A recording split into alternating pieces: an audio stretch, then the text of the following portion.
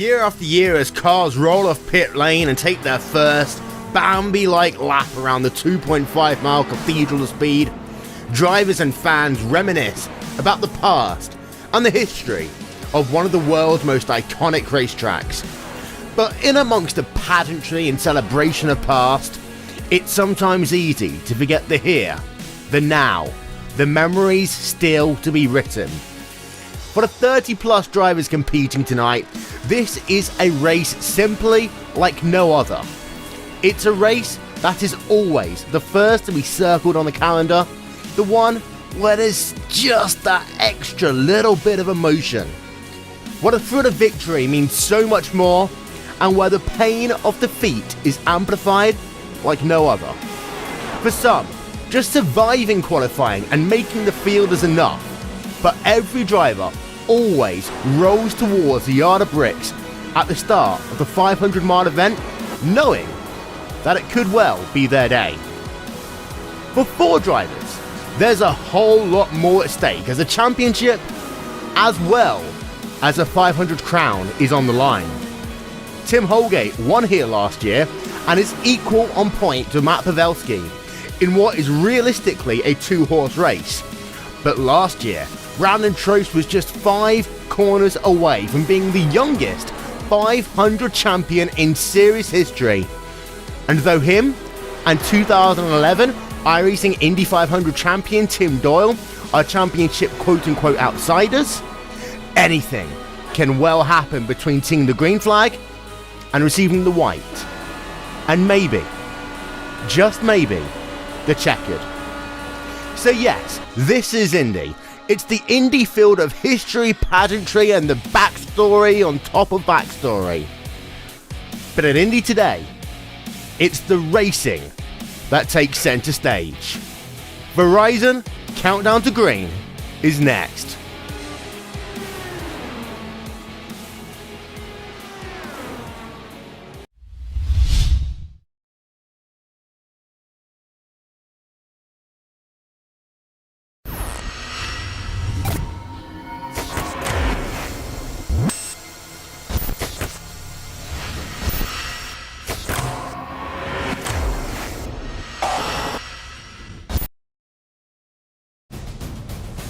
Yes, it all starts here.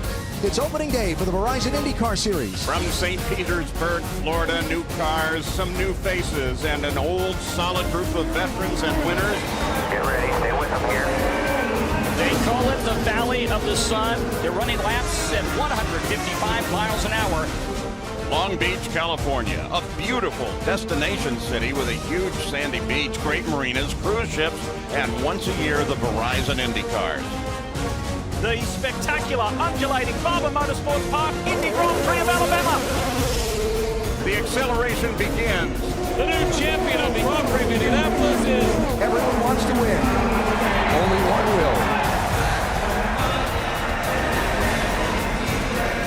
And with those millions watching around the world. By the way, it's the biggest race of your lives, gentlemen. Here in the Motor City, in the first of the duel in Detroit. Business is picking up in turn 7 at Belle Isle. And the green flag waves at Texas Motor Speedway. All right, let's go. Wheel to wheel at 210 miles an hour. And Honda versus Chevy. Green flag in the air. Sebastian Bourdais is the leader. In the core of America's heartland is a tiny track that packs a speedy IndyCar punch like no other. Green, green, green. Well, let's go racing in Iowa. He needs a penalty. This is Indy Toronto, and the green flag flies. He's making a move, but he's going to make him go to the west. Deep into turn 3. And maybe 2 deep. Welcome to the Buckeye State. Drivers, start your engines! There is a giant crowd at Mid-Ohio Sports Car Course. All right, that's it. Excellent job. You did an excellent job. You won Mid-Ohio. The tricky triangle is definitely very tricky. Look at this pack now! He's not giving him anything. That's how you're supposed to race. Over Labor Day weekend of 2016, we will welcome and host the Grand Prix of Boston. It's the Indy Grand Prix of Sonoma. It's the championship decider. It's time to bring the action. race fans, there they are.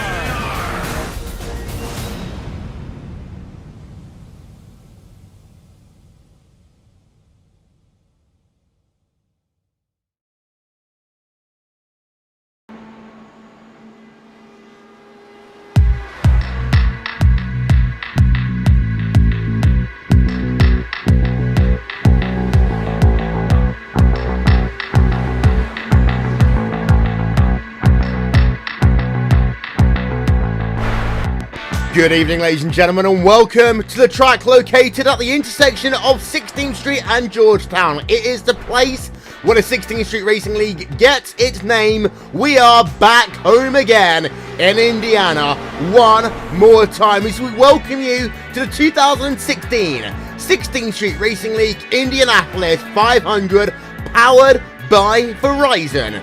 As we welcome you to Verizon Countdown to Green. We are a little under half an hour away from kicking things off for the craziest 500 miles you will see all year long. And yes, it may only be the 5th of January, but we're gonna put our money on that one already. We've got the pageantry to come, we've got the driver introductions to come, we've got everything to talk about here. As Will Vinson, Aaron Likens, Paul Jenkins, we welcome you inside the RaceSpotTV booth, streaming live also on IndyCar.com and on iRacing Live. Aaron, Indianapolis, we are back home once again. Oh, back home and indeed, and as your intro stated, not only is this the 500, but a championship on the line. We essentially have a match race. It's going to be... Well, I've been looking forward to this for 2 weeks since we know just how close this points are, but not only is the points on the line, but this is the 500. So we're going to have multiple storylines because there's going to be 30-something other drivers in the race that they don't care about the points. They want to win the 500.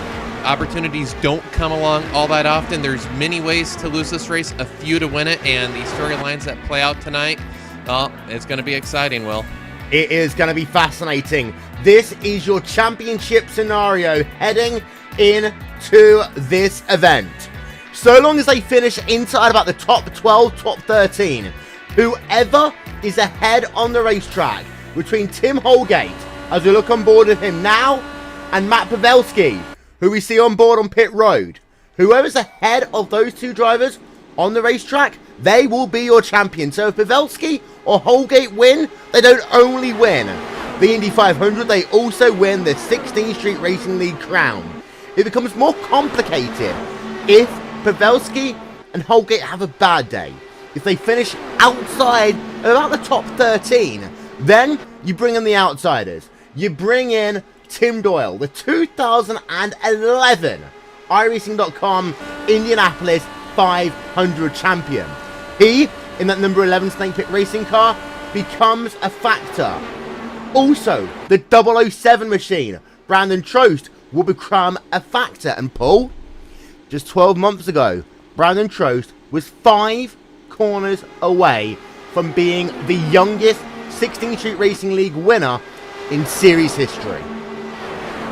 And proof positive, this race is 200 laps, 500 miles, not 492, not 199 laps. Everything that happens before culminates in that last lap. Doesn't matter if you've led any of the other ones. This is the last lap, and you have to be able to keep it all together. We've seen it time and again.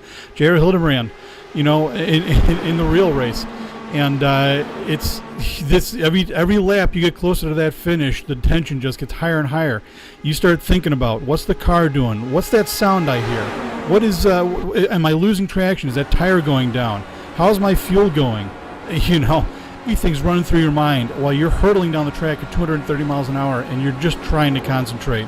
That is what makes it all worthwhile here at Indy. That work, all of the preparation, all of this comes down to today. The next 3 hours is going to be a wonderful race to watch. And as you had mentioned before, we're talking about 2 separate races here. You know, there's what do we got? 30 guys on the track here. Don't really care too much about the points. They want to win the race. So we're going to be watching the race between between Matt Pavelski and Tim Holgate, of course, to see who wins the championship. And we're also going to be watching who's going to try and win the race outright. And also, let's not forget, we're in 2016 now, Aaron, and let's be honest, in a little under 5 months' time, we are going to be, once again, at the Indianapolis Motor Speedway for the 100th edition of the Indianapolis 500. It's also worth noting, happy 50th birthday to Penske Racing. That in itself is a fascinating fact.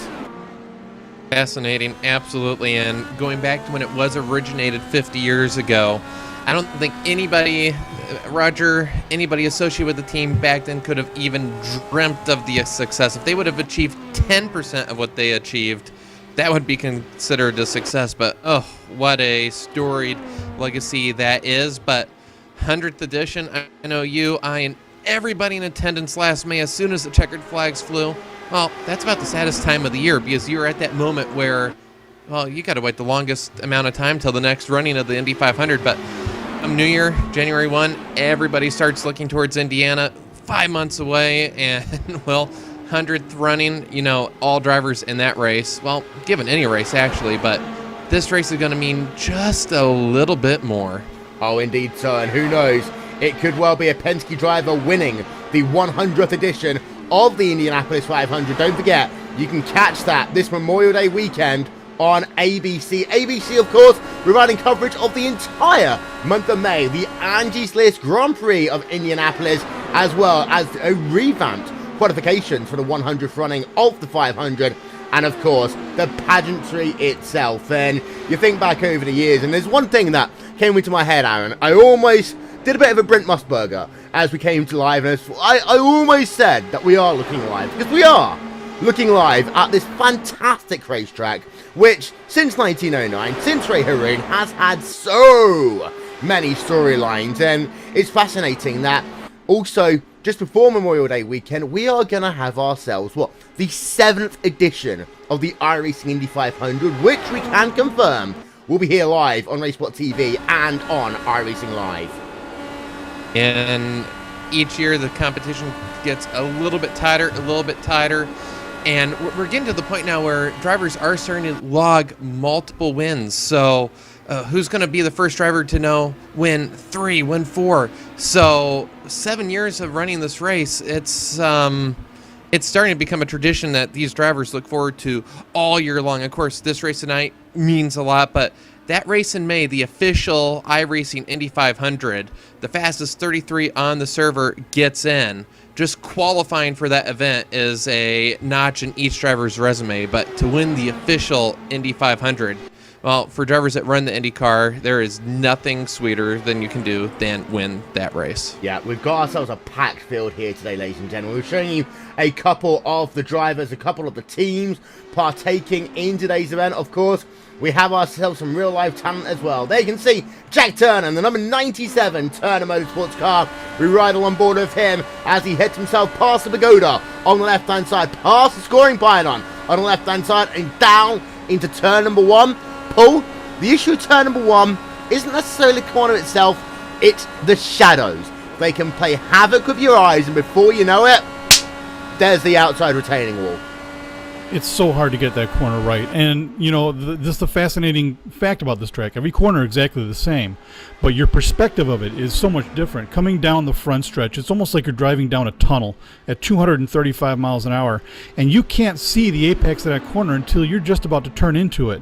So really, you have to be Johnny on the spot with where you're going to turn that car in.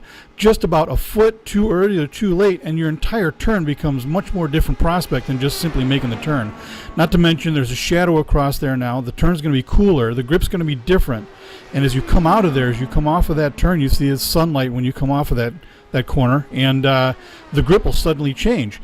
And you might find your car starting to slide out at the last moment there. So kind of a leap of faith to make that turn into there, but really the perspective is really what bites a lot of guys in a turn 1. And of course, we are going to see at some point along the line some incidents, but we said that last year, Aaron. And then let's not forget what happened last year. We had one of the longest green flag runs that I have seen ever. Absolutely. Last year, you and I, we talked about turn 1 being the trouble spot, but early on, it was turn 2. After 8 laps, cars snapped oversteered out of turn 2. Well, after about 5 cars we lost, and you and I were saying that this race is going to be a demo derby the rest of the race, then come lap 46, we went green all the way to the end, which, one thing, watching drivers warming up right now, a lot of drivers practicing their entry to the pits.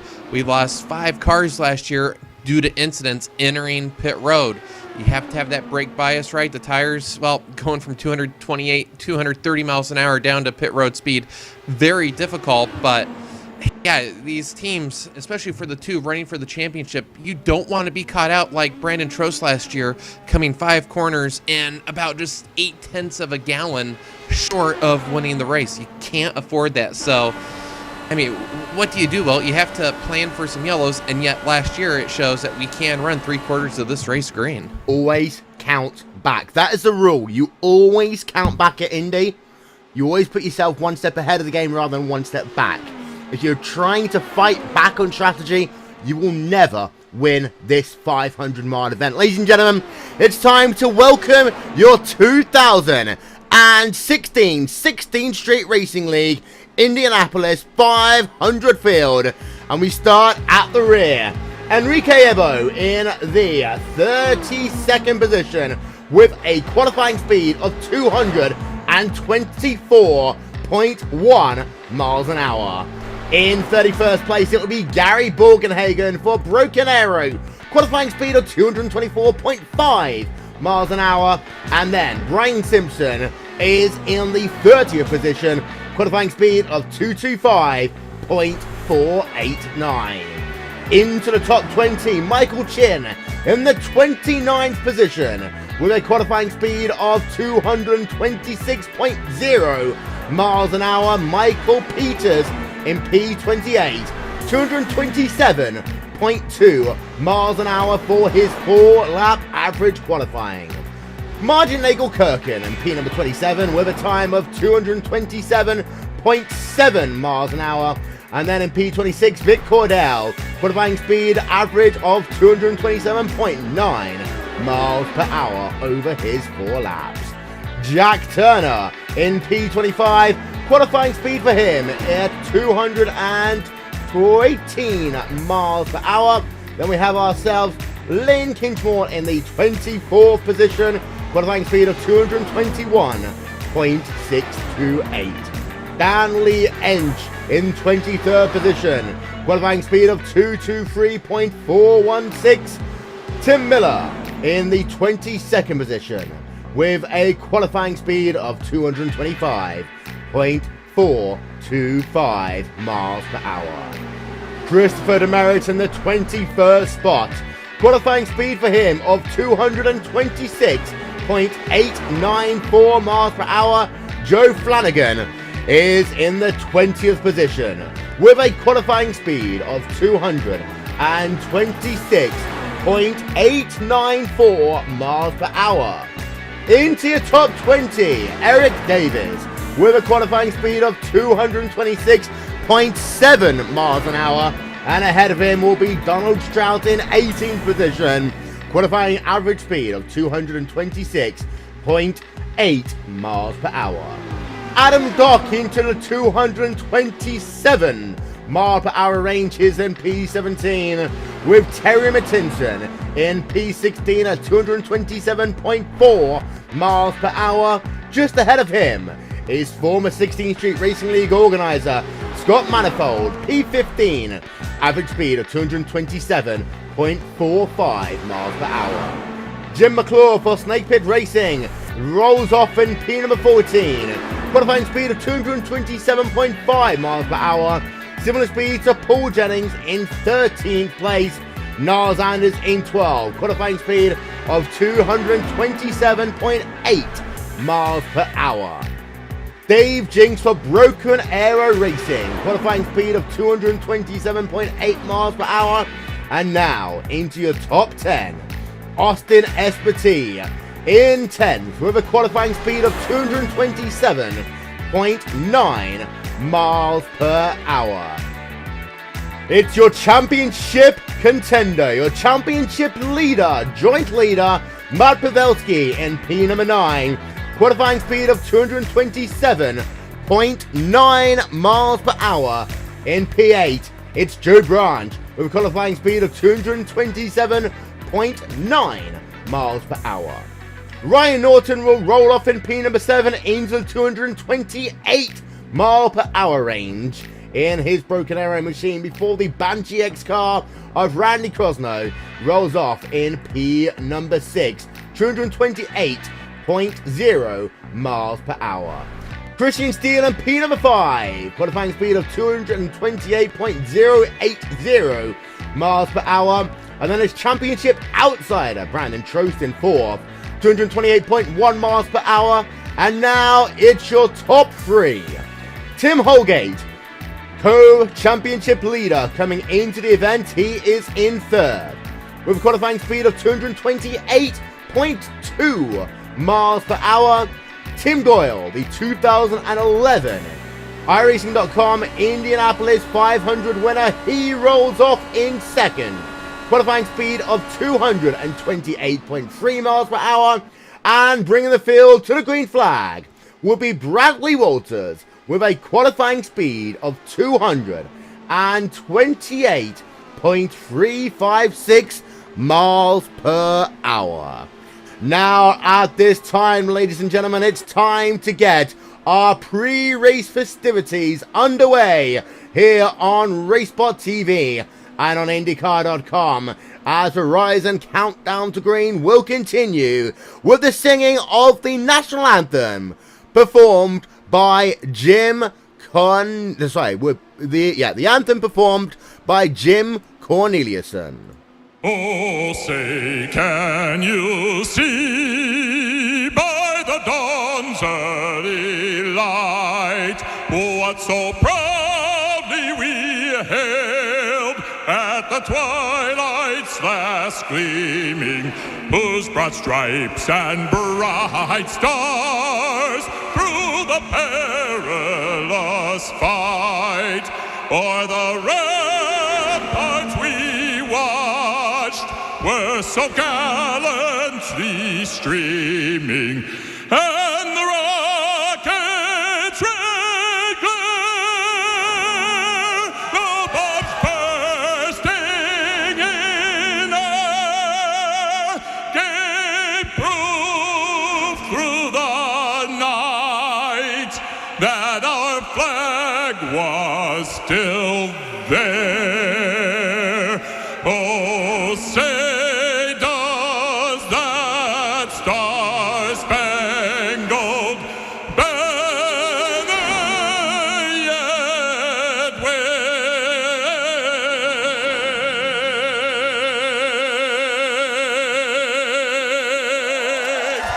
for the land of the free and the home of the brave. Ladies and gentlemen, Jim Corneliuson with the singing of the American National Anthem as we will continue Verizon Countdown to Green in just one moment's time. But Aaron, 10 minutes. 10 minutes. And as of course I say at the track, it's that time. Drivers, to your virtual cars. And the intensity is about to pick up. These drivers, especially Pavelski and Holgate, they've known what they've had to do for 2 weeks, and the time is almost upon us. And well, I think all season long, every race we've had has been intense, has been close, and the way the weather conditions are, I would not be surprised if we see a record amount of lead changes here this evening. Now, of course, our good friend, Mr. Jim Neighbors, stopped singing back home again in Indiana at the Speedway in 2014. However, due to the power of the internet, we can always cherish his perfect rendition of one of Indiana's favorite songs. So here we are, ladies and gentlemen, Verizon Countdown to Green. One more time, it's it's not Jim Corneliuson. It is back home again in Indiana with our good friend, Mr. Jim Neighbors.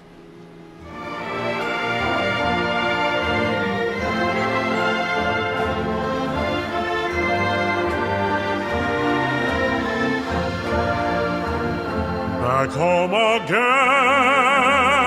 in Indiana,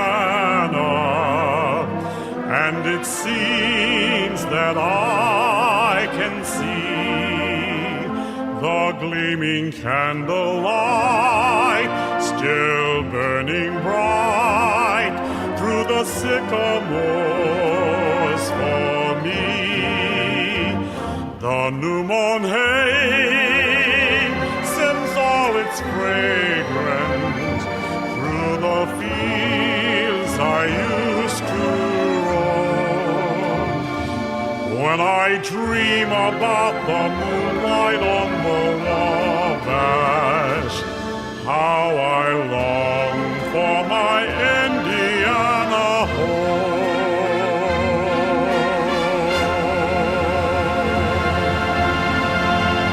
Well, ladies and gentlemen, that is it for Verizon Countdown to Green. Almost 6 minutes until the drivers head themselves down to the starting grid. Paul, before we end our pre-race show, we've got to get ourselves our picks for the winners. Will it be Holgate or Pavelski winning the race and winning the title? Will it be Tim Doyle becoming a multi-time, big-time Indy 500 winner? Will Trost undo what he did last year? Or is there another driver we've not even thought about yet? Well, you know, again, like I was saying at the beginning of the show, this is a very long contest. There's a lot of things that can happen. This is Indy. Anything can happen, and doubly so here. A lot of good drivers I like seeing here. Tim Holgate, and you can never forget about him. Tim Doyle, of course, knows his way around this place. I'm kind of liking what the ROX guys are coming along with. Randy Krosno, can he shake the monkey on his back that's been bad luck for so long and finally find himself in the winner's circle? Of course, Ryan Norton, a late entry here, very experienced at these tracks, and is always a very tough competitor, but also a very smart competitor. Might find himself towards the front later on in the race. Of course, you can't forget Matt Pavelski, of course.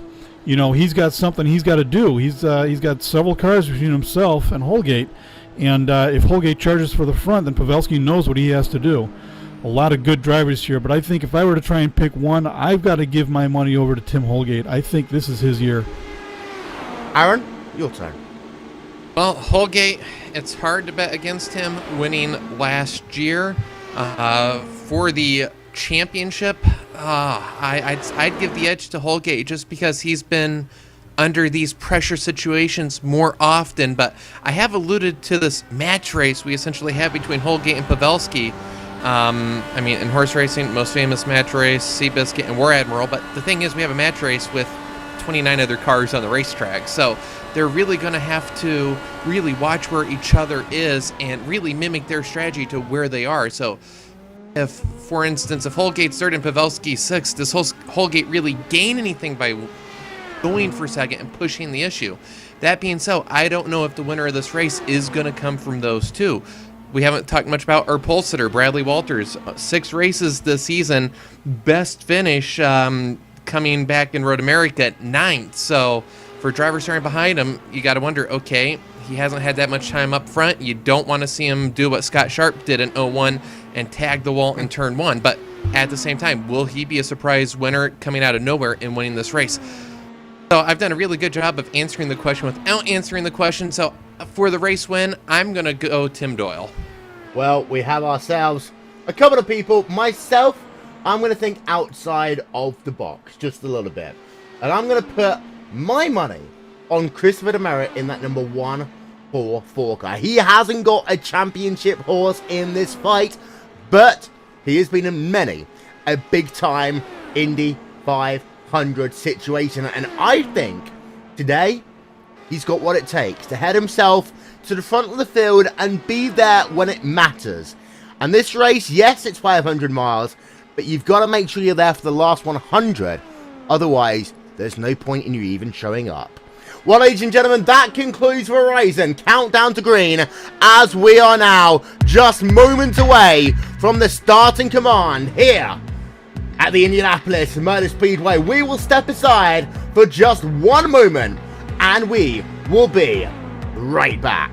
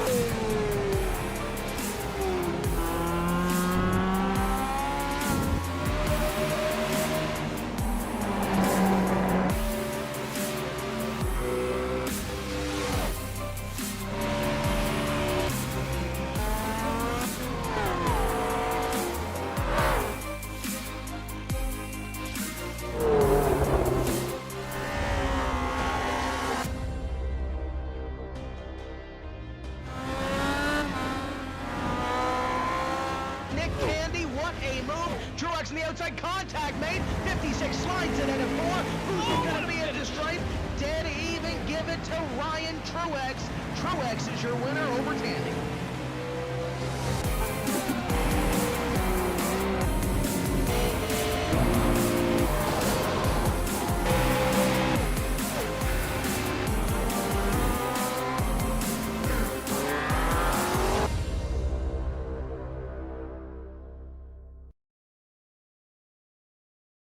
About 8 miles to the northwest of the state capital of Indiana, ladies and gentlemen, you are looking live at the Indianapolis Motor Speedway here on RaceSpotTV, on IndyCar.com, and on iRacing Live.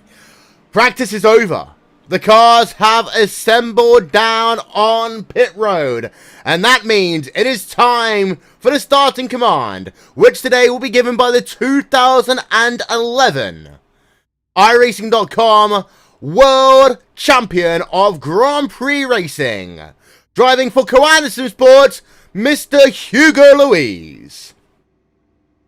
Gentlemen, you start your engines! As Aaron, we've been waiting all season to hear those words. It's time to go racing for 500 miles here at the Indianapolis Motor Speedway. And I want to use exactly what you said, 500 miles. There's many ways to lose this race, only one way to win, and that is to be perfect. One mistake, 1 inch, misjudge the aero push a little bit, you get behind on your in-car adjustments. One mistake, your race is over. The winner today will have to run a perfect race, and same goes with the championship. Have to be perfect tonight. Well, there you can see the guys lined up on the starting grid. The iRacing.com first safety car will pull off into the distance.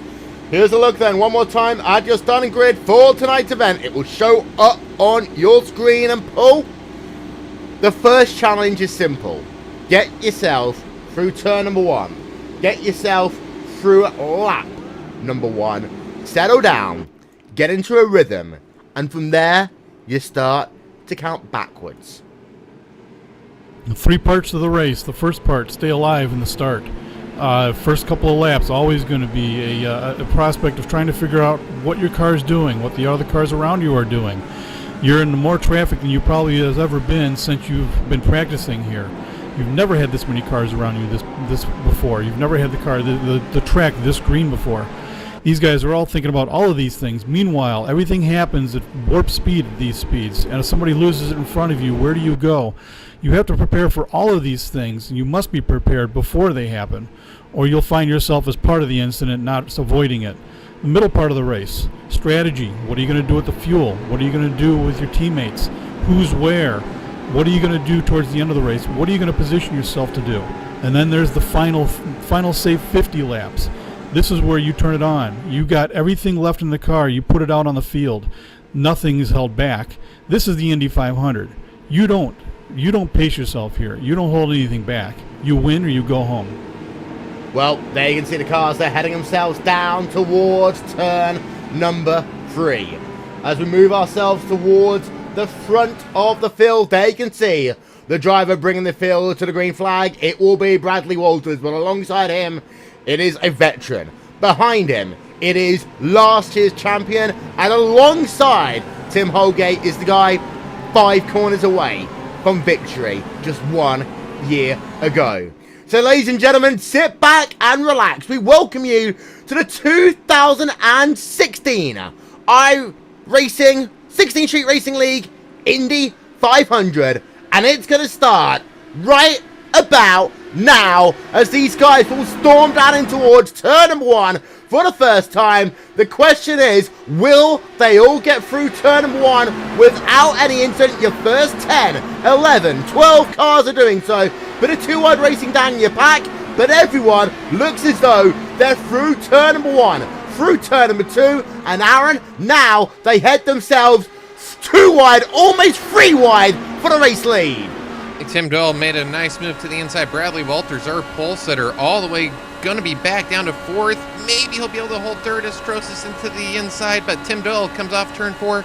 Looks like he's going to be our first leader of lap 1 as now they go 3 wide for 2nd place, Will. Yeah, as if we did a 3 wide start, but we're doing it at lap 2 at 230 miles an hour. As you can see there, that's Brandon Trost in P number 4, the 056 machine of Walters getting shuffled further and further back. Krosno looking strong at the start of this race. He's got his own teammate, Christian Steele, just ahead, but it's 2 veterans now out front, Paul. You got the battle of the Tims, Tim Doyle versus Tim Holgate, Matt Pavelski in 3rd.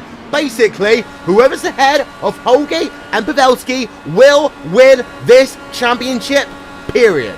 And we said at the beginning of the race, Will, Matt Pavelski has something to prove. He knows he has to get it done, as he's going to try and make a move on Tim here for 2nd. And from 9th to 2nd in the first 2 laps, and now he's taking 2nd place in the middle of the 3rd lap. So Pavelski obviously knows what his homework assignment is, and he's taken to it. Get to the front of the field, establish a rhythm, and stay out of the mess. Well, there you can see a bit of 2-wide racing going on down in your pack. Number 31 car of Adam Dock and Jim McClure there in the Grateful Dead car, going side by side as they head themselves down in towards turn 3 and 4. If you'd like, we got a lead change, and it is Pavelski now. To the point, ladies and gentlemen, if you'd like live timing and scoring, this is what you need to do. Go to RaceSpot.tv/timing. That is RaceSpot.tv/timing, as Tim Doyle will move himself back to the race lead. So, 2 corners, 2 lead changes. Aaron, this is what it's going to be like all day long. Position your car, set the pass up. It doesn't matter if you lose the lead. You've got to make sure that car, though, works in traffic throughout the run. Doyle showed just how strong his car is there, which Doyle does have a very outside chance to win this championship. If that's the case, he's going to need the bonus points for leading the most lap, which is why I think we saw him be a little bit aggressive there to retake the lead. Pavelski now is going to get a draft, going to look to the inside. Who is going to lead this lap? At the line, it is going to be still Tim Doyle. So Doyle's led, but Pavelski's going to pull out to the lead. This has been the first time he's been to the lead through 2 corners, but let's see how Doyle's car reacts down the draft, down the back straightaway. Yeah, and you know what that gap was? It was 4 1/1000ths of a second. So yeah, that photo finish camera is already being warmed up, as you can see Tim Doyle looking back to the inside. Easy sweep through turn number 3 and 4. But now we're going to go back on board with Pavelski, and we're going to show you just how much you can suck up on the exit of 4 as you head yourself down into 1. There's Pavelski. There's no point in even defending it at this stage. But as they cross the yard of bricks that time by, Pavelski led the lap by, get this, Paul, 3 1/1000ths of a second. We're going to see this back and forth for a little bit, but I think eventually Pavelski and Doyle are going to kind of settle into a rhythm here and start thinking about maybe the second part of this race. And it looks like Pavelski already starting to move a little away from Doyle. So it's possible that Doyle's decided he's just going to pace behind Pavelski. Maybe think about conserving a little bit of fuel here, but definitely the adrenaline of the first few laps, we saw it in abundance in the beginning here. a lot of hard racing for the start of this race. Everyone wants to get into a position where they feel safe, and as I said, here comes Tim Doyle again making a charge to the front. Yep, so it's Tim Doyle leading with Pavelski in second, Holgate in third. There are other battles going on track. We're going to show you this one very quickly. This is outside of your top 10. Christopher Demerit, Adam Dock, Jim McClure. Three very established drivers right now, running in 13th, 14th, 15th place on the racetrack, Aaron. And right now, this is, if I were running a 500-mile race, this is where I would want to be. Up front, they are going at it very fiercely. You don't really gain anything by doing that on lap 6. So right now for Demerit, Doc, McClure, that's exactly where I'd want to be, just outside the top 10, still within striking distance, a little bit of strategy, get up there. But right now, you really don't want to be fighting tooth and nail for positions. Yep, as behind, you've got yourself nice little gaps going on here. Joe Flanagan, Eric Davis, these are two guys running themselves pretty much in a two-car pack. We have 8 cars in that lead group right now, with Austin Espartee, Joe Bryant, Randy Crosney just kind of there in the mix. You can see Dave Jinks right on the coattails of Randy Crosney right now as they work themselves through 3 into 4. There goes Jinks down to the inside of Crosney, 3-4. That was a little bit too close there, but now Jinks will get himself the run on the exit of 4 down into 1, and he backs out of it. And here's the reason why, Paul. Some people are already thinking about 4-letter word beginning in F and ending in L. Fuel.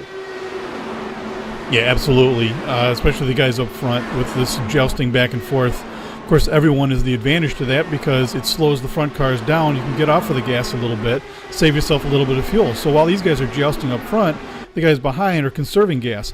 Now, at full song around here, you're going to go about 30 laps before you need any fuel if you're going to go green all the way around. So if we can conserve just 1 or 2 laps, not so much does it save you on the track and keep you out there so that people make more fuel stops than you do, but you spend less time in the pits taking on gas. So every little half second counts when you're standing still and everyone else is hurtling down the track at 230 miles an hour. So every little bit counts. Any kind of fuel you can conserve on the track translates to less time in the pits.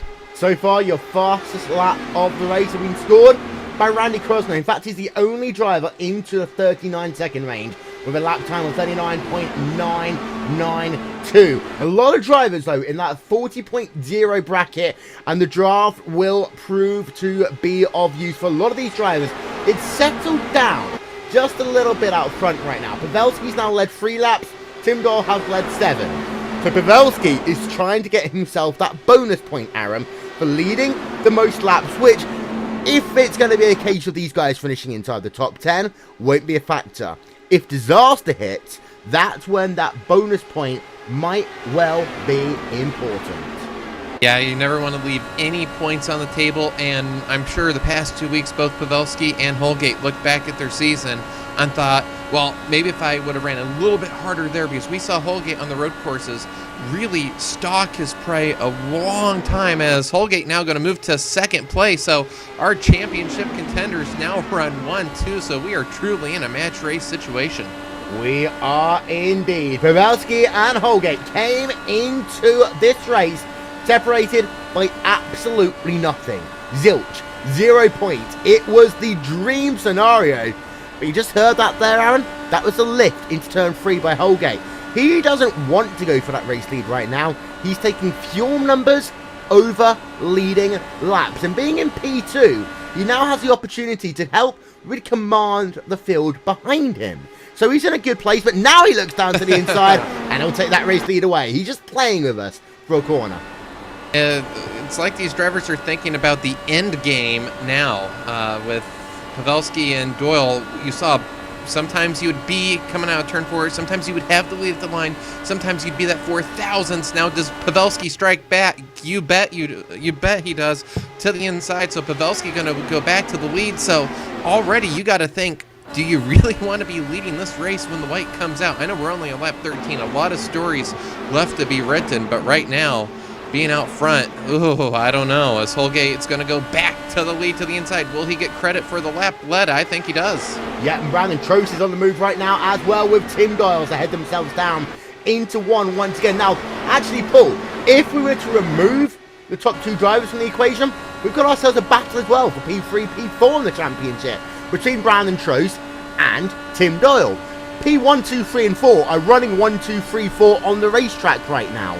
So this is an interesting battle between Brandon Trost, the kind of new kid on the block in some ways. He's an established IndyCar driver now, and Tim Doyle, who has basically been an IndyCar veteran, an IndyCar driver since not this car, the DW12 was released, but the IR05 car came into being on the iRacing.com service back in 2010.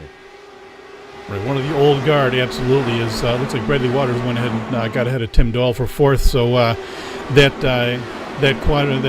foursome is broken up for the moment. But you can see these guys are starting to string out a little bit here. But Brandon Trost has a score to settle. Being denied the win on a fuel number. He's hungry. He wants this, and he knows he had it. So he wants this win. And you mentioned, of course, we do need to keep a real close eye on these guys. We'll be talking a lot about Tim and Matt.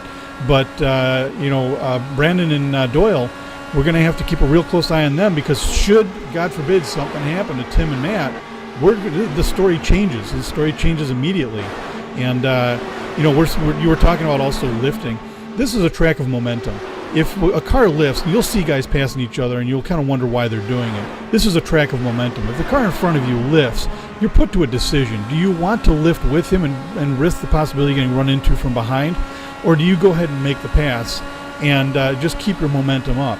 There's a lot of decisions to make here. Also, we're talking tire wear, and we're talking about lightning fuel loads. The balance of this car changes as the fuel burns off. The balance of the car changes as the track wears in, and the balance of the car changes as the tires wear down. All of these factors go into changing the way these cars drive. So all of these guys are making adjustments, taking notes, trying to figure out what they can do to improve their car for each pit stop, which is going to happen in, let's see here, probably another 13, 14 laps. And you mentioned one thing. You mentioned the fuel coming down, the handling of the car changing. It's time, ladies and gentlemen, to talk about the weight jacket and the anti-roll bars. Don't forget that each of these cars have themselves an anti-roll bar, a little lever in the car for the front and for the rear, which what they can do, they can stiffen or soften the handling of the race car on the front end or the back end. They also have the weight jacket, which affects the right rear of the car, and the amount of how high up or down, although it is on the ground, will affect the way the car turns into the corner.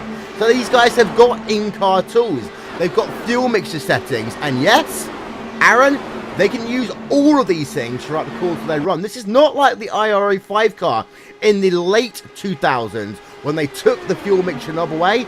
They've got the ability to manage fuel and do all of these in-car adjustments whilst going 230 miles an hour into turn number 1. And I think that's a very good point. And as we were battling for the lead there, I think it was really a poker match of, well, yeah, I want to lead, but no, I actually don't want to lead. I want to run second, because you can dial it back a little bit. And as Paul said, if you save a little bit of fuel now, you can really gain it later by not having to take as much fuel. So right now, Holgate is leading, but you really don't want to lead because you have to run a little bit more. Your car's doing all the work. You're pushing more air. And as I say that, Pavelski goes to the lead. So what do I know about Pavelski? Back to the point. There's an interesting point. It happened whilst we were off screen. Bradley Walters is in 4th. Tim Doyle has fallen down into P5. Now, for a moment, Paul, they were 1 second back. That magic number we are looking is somewhere around 0.8, 0.9 of a second when you get the full impact of that draft. They almost fell too far back. Before top 4 drivers have been able to disappear, as SPT now goes past demerits. But Tim Doyle, he's fallen back, and this is strategic sometimes, but we believe he had a little bit of a bubble on the exit of turn number 2. Yeah, we'll have to keep an eye on that. Some of these guys were complaining about the cars getting loose as the tire wear wears in, and we're getting in towards that danger zone here. And you're talking about Bradley Waters falling back. He's 0.6 now, so he still has that taste of that draft. I think he's going to be all right. But part of the problem he may have been having is the closer you get to these cars, the more disturbed the air is around them and the less effective the downforce is. A lot of these cars will start exhibiting what's called a push condition. The car wants to drive straight when you turn the wheel.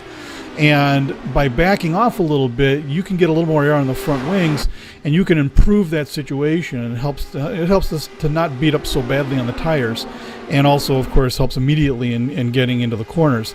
So Walters may be thinking about, making some adjustments here later on at this next pit stop to try and mitigate that situation, since he's finding himself now back in the pack.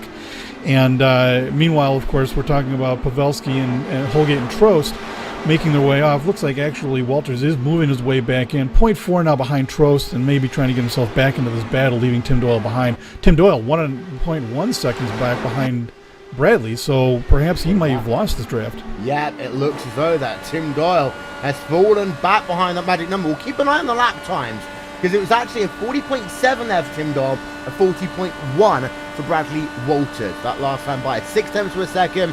Tim Doyle needs to get a move on. Otherwise, there'll be 4 cars on this lead pack, and Tim Doyle's going to have a lot of work to do as we get closer to the first round of pit stops here at the Indianapolis Motor Speedway. To go back to the point about the cars getting loose, the back end of that car sliding around, that's where the anti-roll bar adjustments come in. Stiffen the back end of the car up to make it not slide as much. You can use weight jacket, it's not as effective. But the guys here are going to have to really use both the roll bars and the weight jackets to keep in touch with the changing dynamics of the car. And of course, something that will change depending on whether they're running in clean air or in dirty air. It will change indeed, and as it does change, well, speaking of changing, we do have a change for second the previous lap as Trost now goes to second. Holgate's car just really looks to be struggling out of turn 2, so speaking of those adjustments, you have to stay on top of it. On the flip side of that, if you go from second to first, instead of having a lot of dirty air, now you have the clean air, and when you get a car behind you really close, that can really make the car very loose, so you have to work the opposite way. These crew chiefs will also let these drivers know that when they pit, go back to neutral, go back to where you were at the start of the race. It's very easy to make a change during the run and not make that change when you come out of the pits. Let's have a look then. We're going to keep this graphic up. We're going to go on board with Tim Holgate. Exit of turn 4. So you see that gap then as he comes down past the yard of bricks. It's within 0.2 of a second. In fact, it's pretty much nothing. But he checks up in towards turn 1. That will cost him 0.5 of a second over Brandon Trost. But this is where Tim Holgate's struggling the most. Through turn number 2, he loses a full 0.1 of a second there, Paul. That Snake Pit racing car is going to have to do some adjustments on his first journey down pit road, be it under green or under caution. And it does look like that car did exhibit a pretty mean push. Holgate got into the turn a little bit earlier there, might have contributed to that, but definitely the car seems to be moving away, and you can see when he turns into the turn, he's getting those left wheels below the white line there. So trying to mitigate the problem by using more of the track to make the turn. So it's a telltale sign when you start having handling problems. These guys are going to start using more and more of the track. So Holgate in a situation now where he's trying to figure out what does he do. When you think about changes, you've got to think about not only what you're going to do to the car in the pits, but how that's going to affect the car later on and with your adjustments in the cockpit. You had mentioned before, you got to remember to get the car back to neutral when you get back into the pits. You got to remember where the car was, But if you make changes to the car, it's not exactly the same thing. So got to be very careful making changes. You don't go too far in one direction or the other and make the car even more unstable. We've got our first retiree, Brian Simpson, out of turn 2, brushed the wall. And we've talked about turn 2 having a little bit of understeers. Brian Simpson got to the outside, nipped the outside wall, and went right into the inside. He's off the track. We're going to stay green, but we do have our first retiree. Yep, as we're going to get ourselves another look at that one then. This is down into turn number 2. It's Brian Simpson. I was about to say, at that point, we had all cars still circulating and all cars still circulating on the lead lap. Now, at this point, Simpson, he just pushes up into the ground. From there, it's always just a waiting game. You know that safer barrier, that wall is coming, and you know that from here on in, you're basically on for the ride. But Brian Simpson, for the time being, he's going to be out of the race. You can see a hard impact there with the wall. The IndyCar.com branded car is out of this event. That's our first retiree. 28 cars on the lead lap. The last one of those is Paul Jennings in that number 74 Fast Daddy racing car. As well, lap number 28 of 200 is going to be scored complete in the books this time by. We have been green the entire way, and all of a sudden, Well, that entrance to pit road, it's that thing that goes and plays in drivers' minds. At this point, if you're going to get the speeding penalty, get it now. Don't get it on the final stop of the race. Get it now. But at the same time, people will always be too conservative on this first time in, and they want to work it closer and closer and closer. It's like a batsman figuring out where that fault zone is. It's like a bowler figuring out just how fast he can throw that ball, how accurately. Exactly the same thing, just with a pedal on the right foot and a pedal on the left. And you have to, yeah, and that's the thing. Every second lost entering the pits, every second lost exiting the pits translates to over 100 yards on the track. And I mean, just imagine the amount of time, just a tenth of a second lost or gained in the pits can mean so much out on the track. So these guys have to be thinking about where their braking point is, how the brake balance is, what are the tires doing. You don't want to be that guy, the one who manages to wreck going into the pits or manages to wreck coming out of the pits. And we should be seeing these guys any moment now. And by the way, those of you that's playing Indy 500 bingo, I think that's at least 3 things so far that we have successfully achieved.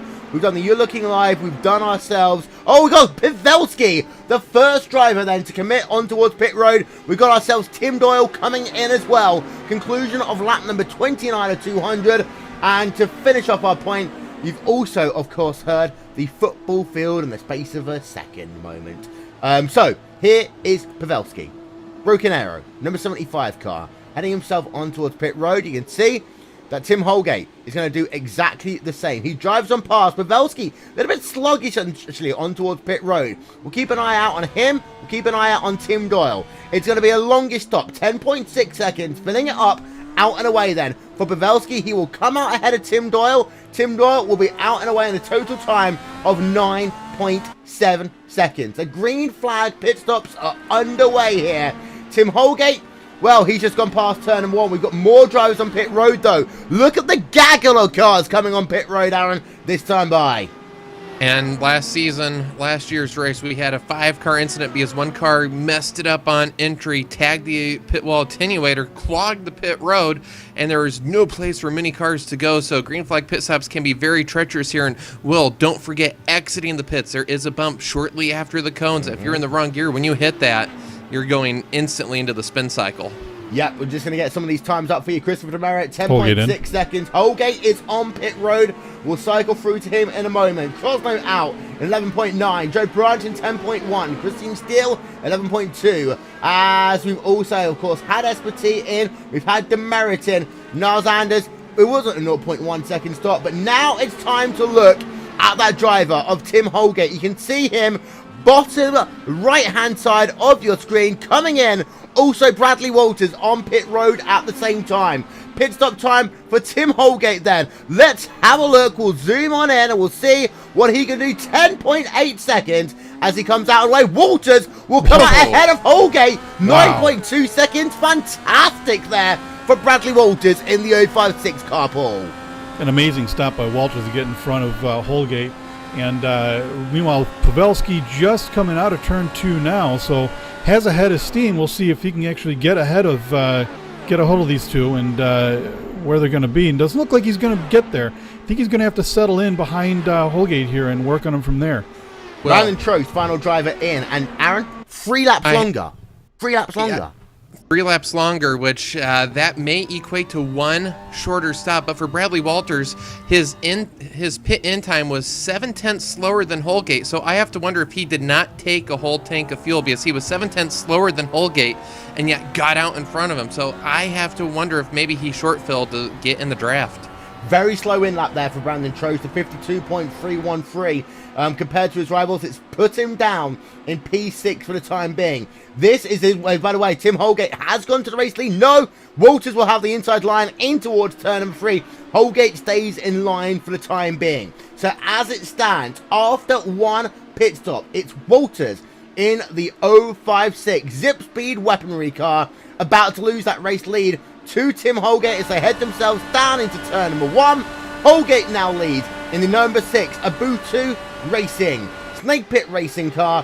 Christopher Demerit in 3rd, Matt Pavelski in 4th, and Austin Espartee rounding out your top 5. We'll get your top 20 up on the left-hand side of your screen. 35 of 200 laps scored complete. Green for a pit stop to start here the 2016 16th Street Racing League Indianapolis 500 on RaceSpotTV, streaming live on iRacing Live and on IndyCar.com. Our coverage today is powered by Verizon and Racer Magazine. To get the latest issue in stores or online now. We're going to step aside for just one moment, ladies and gentlemen. We're going to take you side by side on RaceSpotTV. And oh yeah, it's also time to have a little bit of trouble on the racetrack. We saw smoke. Is everyone okay? We believe they are. Side by side, if anything happens, we will be right back. Time for a little bit of fun. Sunday, Sunday, Sunday. Prepare to get a roundhouse of awesome square in your face hole, because the 400 at the Brickyard is back at the Indianapolis Motor Speedway. It's got real bricks made of tears. Nothing's more American than the Brickyard. Not even an eagle punching another eagle at a rodeo. Gordon, Stewart, Bush, Jr. What about Jimmy? Shut up! There's a bajillion drivers. How do they all fit on the track? Witness the insanity of men. Mensanity. 400 miles of mensanity. Multiplied by 200 miles per hour equals $30. Math sucks! Still don't have your tickets? Kids 12 and under get in free. Go to Chinchillas. Bring your chinchilla. It gets in free. You got toast? Bring it, because there's tons of jam at the Brick Fest with Justin Moore, the band Perry, and Brantley Gilbert. He's hot. Who said that? Sunday, Sunday, Sunday. Rip open a NASCAR-sized can of purpose. My life has meaning. Chug it! Get out of my way! Here's your man card. It's a card made of real man. Bring it to the 400 at the Brickyard July 27th and give your prefrontal cortex a wedgie. Google it! Simulated racing can be awesome, but it can also be kind of a free-for-all. Interestingly, auto racing faced the same problem in its earlier days. Whether it was on the back roads, the beaches, or the city streets, the racing was fun. But there was always a certain level of chaos and danger, until some folks came along and put some order to all of this. Stuff like official racetracks, regulations about weight and equipment, and enforcement of standards. That's what gave us high-speed excitement, fast-paced action, and photo finishes. That's when racing became racing. The guys over at iRacing.com have made the same transformation in the world of sim racing. Sure, they've got the most accurate tracks and realistic cars out there, but that's just the start. See, iRacing analyzes the performance and results of each driver in every race, so you can be sure you're always placed in races where the competition will be tight, and that those reckless drivers who ruin it for us all are kept in the pits. Not to mention that with over 45,000 active members already in their vast community, you can find races day and night, so you can always get in on the action. You can even join a league of your favorite series. And since updates are always automatic, you don't have to worry about software and can focus on the track. Zip up your fire suit and check out iRacing.com. Stay tuned for the greatest spectacle in racing. Welcome back, ladies and gentlemen, to the 2016 16th Street Racing League Indy 500. We are at 1/5 distance, and to the race lead, it is Christopher Demerit, all the way from P number 21. Tim Holgate is in second, Bradley Walters in third, Matt Pavelski in fourth, and Tim Doyle is in P number 5. 4 drivers in this breakaway group. They're still battling as Pavelski moves back up into third. Tim Doyle is 1.4 seconds behind Bradley Walters right now. What needs to happen, and this is happening already, Tim Doyle, Austin Espartee, and Brandon Trospool are working together to make sure that they get themselves back into contention in this front group. Last time by, 1/10 of a second faster. They do that 2-3 more laps in a row. Basically, it'll be the draft and the rocket ship with Tim Doyle. Yeah, and these kind of races, you talk about working with people you wouldn't normally work with till the end of the race. Looks like, and here comes Pavelski going to make a try on Tim here. So they're going to try. It looks like Doyle, Espartee, and Brandon Trost are both going to. All three of them are going to try and close this gap here. And meanwhile, I was talking about Tim Holgate earlier with the car not handling. Holgate moving to the front may have been a move for him to try and make that car operate a little bit better in the draft. But now that he's found himself behind 2 cars, again, I'm watching his car wandering closer and closer to that wall. So frustrated Tim Holgate trying to make some changes to that car and hold on to that lead, or that lead group. Yeah, and it's going to be interesting to see what will happen. Now we're into that second green flag stint to the race lead. Well, that you can just see, bottom of your screen, it's Matt Pavelski who moves himself back to the front. We're not going to get too excited. We always say, Aaron, like an Indy 500, it's like an orchestra. You start off with the big crescendo, the big noise, and then you slow it down. You let it build up, build up, build up to the climax, which will be the last 10 laps of this event. Yeah, that's a very good illustration of this, but in the middle right now, I think we have a very great real chess match going on. Holgate was leading for a while. I don't think he wants to lead. This has been what he's done all season long. I think he saw other people go further than he did last time, and he's got to save some fuel. You do not want to have to come in while the leaders are taking the white. Just ask Robbie Gordon in 1999 just how aggravating of a feeling that is. It's something you can never shake. So Holgate, I think he's trying to get that one extra lap right now. Yep, shout out to all the people watching this race in Europe. Yep, it's 12:30 in the morning in Her Majesty's United Kingdom, 1:30 in the morning in parts of Europe, 2:30 in the morning in others. So if you stuck around to watch this one, a very good morning to you. As we can see there, a look from our aerial coverage, and you can see there are your top 4 drivers. At the back of that pack is Bradley Walters. He seems to just be content to run where he is right now. But Tim Doyle last time by a 40.293. Bradley Walters 30.329. The guys in the pack ahead of him, well, they're all doing pretty much equal times. But now Tim Doyle has got that gap down to 1.1 seconds. And because of that, the speed is going to become a factor with that draft ball. It will, and it does look like, looking at the speeds and the gaps between the cars, that we are settling in here, so to speak, if you can call driving around a racetrack at 230 miles an hour within a couple of feet of other cars settling in. But it does look like these guys are trying to set up a pace now and see what the car is going to do and just put themselves in a position. Some guys thinking strategy. I'm very interested about Brendan Trost's extra 3 laps. This could become a huge factor later on in terms of his fuel efficiency and his ability to stay on track longer. So we'll have to keep a real close eye on the next couple of stops he makes to see what happens here. Yeah, ladies and gentlemen, we have just had a quick technical glitch there with our live timing and scoring. We are going to get you back there as we've got ourselves the chopper circulating around the Indianapolis Motor Speedway. We have to step aside for just 15 seconds. We'll be right back.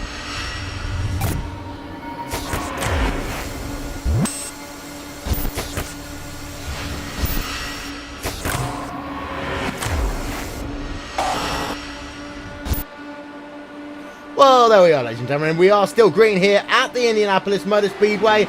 We have now completed 46.5 laps of 200 here at RaceSpotTV and streaming live on IndyCar.com and on iRacing Live. So far, there's been one retiree. That is Brian Simpson. But apart from that, we've got a couple of people scored laps-ish down, or getting close to being laps down. Traffic may well be a factor in this event before all is said and done. There you can see Jack Turner in the number 97 machine. He's having a bit of a rough day as it is right now. His pit stop, well, it wasn't bad, it wasn't great, but he's 37.4 seconds behind your race leader. He is looking as though he could well go down a lap very, very soon, and it'll be fascinating to see what happens when that gaggle of cars comes up to that bit of traffic, because Paul, that's when we're going to really see how cars handle from being in clean air to being in dirty. Yeah, handling lap traffic is always a precarious situation, especially on a track as tight as this in the corners. And you know, these guys are if you encounter traffic in the right or wrong place, can make all the difference in the world. If Matt comes up on a guy right on a turn and gets slowed down, all of a sudden he's going to get run over from behind. And so timing your traffic is very, very important. And of course, you know, it depends on who you're racing with. I haven't seen much of Jack Turner, or Henrique. So a lot of these guys are trying to think, well, what are these guys going to do when I get close to him? As Tim Holgate rather goes ahead and takes the lead from Matt Pavelski. So now that Tim Holgate is back in the front again, maybe his handling problems might be settling down a little bit now that he's got the clean air running in. He was being harassed by Christopher Demerit a couple of laps ago, and that might be another motivation for him to get away. Yeah, and basically every time we confuse Tim Doyle and Tim Holgate, ladies and gentlemen, please take a swig of your non-alcoholic drink. The same way, apparently, every time I say the word gaggle, you must do exactly the same. We can have fun here on RaceSpotTV. It's okay. We're not like the worldwide leader. We know how to do a decent broadcast. Holgate from Pavelski, from Demerit, from Walters, from Doyle. They are your top 5 right now. Down towards turn number 1. They come once again. Your top 10. Interesting fact, separated right now by 5.8 seconds. You can see that Holgate is getting closer and closer and closer to that gaggle of lap cars. Yep, you're allowed to have a swig. As here is Niles Anders. He's working right now with Adam Dock and Terry Matinton in that battle for P11, 12, 13 on track. And Niles Anders will look down to the inside and he will complete the pass, moving himself up to the 11th position. But here comes Pavelski. This is going to be an interesting one for Pavelski because he actually, in my opinion, wants to be the first person. He wants to, Aaron, be that hot knife-free bottler. He doesn't want to be the person that ends up having to run into someone. He wants to be the person that can dictate the pace as they move themselves amongst that lap traffic. That is correct, as Demerit's going to go for second to the inside of Holgate. Holgate's now looking on the outside of Pavelski. That's really not going to work, but when you are the leader, you do dictate the pace. Also, lap cars have a tendency of letting the leader by, but they just sort of forget about the second, third, and places on back. So you really want to be the first one, as Holgate's going to go to the inside, and he once again is going to retake the lead. So really, musical chairs up for the top 3, going back and forth. Bradley Walters just clinging to the draft in 4th, and that's really going to eventually help Doyle and company, because there's now really an intermediary between the front pack and the second pack, as we're getting, within about 7 to 10 laps to our second round of pit stops. Yep, it will happen soon, but this traffic will likely be lapped before then. Just give me an update. 40.5 is the lap time that Tim Holgate's doing. It's 40.9 that Jack Turner is doing. So it seems to be as if it's taken them forever to close down.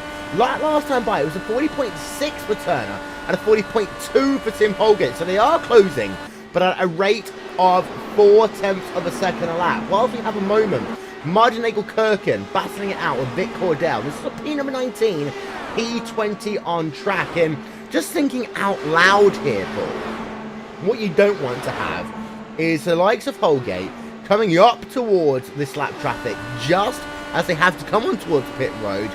And basically, if you have lap traffic and you have lead lap traffic come on at the same time, that's when it gets very scary into the pits. As Holgate is now passed and actually gets a buffer over Turner. Turner pushes very high into turn number 1 to allow Pavelski to go past.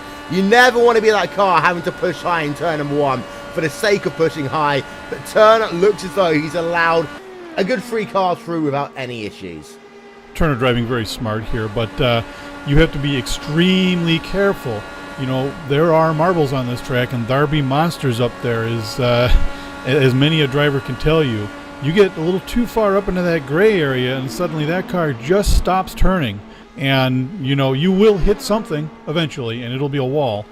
But these guys have to be very, very careful letting traffic through in the turns, because, and it looks like exactly what I'm talking about is Henrique gets way up into the groove, out of the groove rather, and slows Pavelski down. Yeah, as once again, and into the wall he goes. Oh, there's trouble on the racetrack. This will be our first caution. We are under caution as the track is blocked there, center of the racetrack. Henrique is out, and that is the drama of lap traffic. We are under caution here at the Indianapolis Motor Speedway. Replay is up for you now as we're going to ride it first on board there with that number 39 car. You can see all the way into the grey, and I want to see if we can just slow it down right here. You're in the grey. This is a bit like Simpson earlier on. I want you to have that car. It just doesn't want to turn. You're in the marbles. You can't get an apex, and bump into the wall, and from then on in, that car's going to spear across. And look how close he was to clipping Matt Pavelski there. We're going to get ourselves a second look from on board of Matt Pavelski in a moment. Backwards into the tyre barrier, spinning him back across the front of the racetrack. And ladies and gentlemen, it is our first caution of the day. We're going to get ourselves one very quick look before we go down on towards pit road. This is going to be with Matt Pavelski. We're going to get a look from the rear because, Paul, that was so close to Pavelski being out of the championship. Pavelski, and that whole thing probably happened in slow motion in his brain. Just everything you've worked for could just go away in a quarter of an inch. Pavelski's heart rate probably still up in the 300 level. Head's going to explode. Really just needs to take a deep breath here, concentrate on the stop. You dodged a bullet, and I mean, that's how racing goes around here.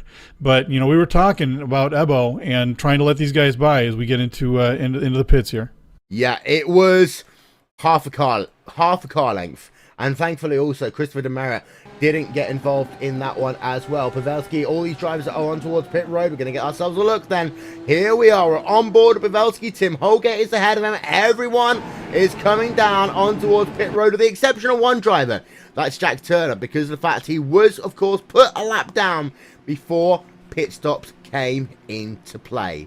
So, don't forget, Bradley Walters has the pit stall at the very end of pit road. Pavelski is in. We've got ourselves Holgate in. Tim Doyle, Bradley Walters almost running into each other on pit road as Walters overshoots his pit stall. Now, who's going to be the first driver out? It's going to be Holgate ahead of Pavelski. Then we're going to have Demerit. Then we're going to have Tim Doyle. I think Tim Doyle might just have beaten Demerit off the pit road there, but that is very close. We're thinking we're getting confirmation. Indeed, Doyle did just beat Demerit off pit road, but that was a very, very interesting pit sequence there, Aaron. Absolutely, and Doyle, very good move. He's going to move from 5th to 3rd. We'll see if he made an adjustment. His car has been in the draft, but later in the race, later in the run, he starts to fade back. He'll be starting 3rd. When we do get restarted, we'll see if Holgate wants to keep the lead or if maybe he'll let Pavelski lead. But, we're going to have an interesting sequence there. And for Pavelski, if he was focused on the car in front of him, if I'm his spotter, I'm not going to tell him just how close that spinning car was. Oh, no. You know you dodged the bullet. You can feel you dodged the bullet. That is all you need to know. We're under caution here, ladies and gentlemen, at the Indianapolis Motor Speedway. Tim Holgate leads then. As, well, we're past 1/4 distance. Lap number 57 of 200 will be score complete this time by. We're going to have ourselves Jack Turner coming towards pit road. We're going to go side by side. We'll be back in one brief moment.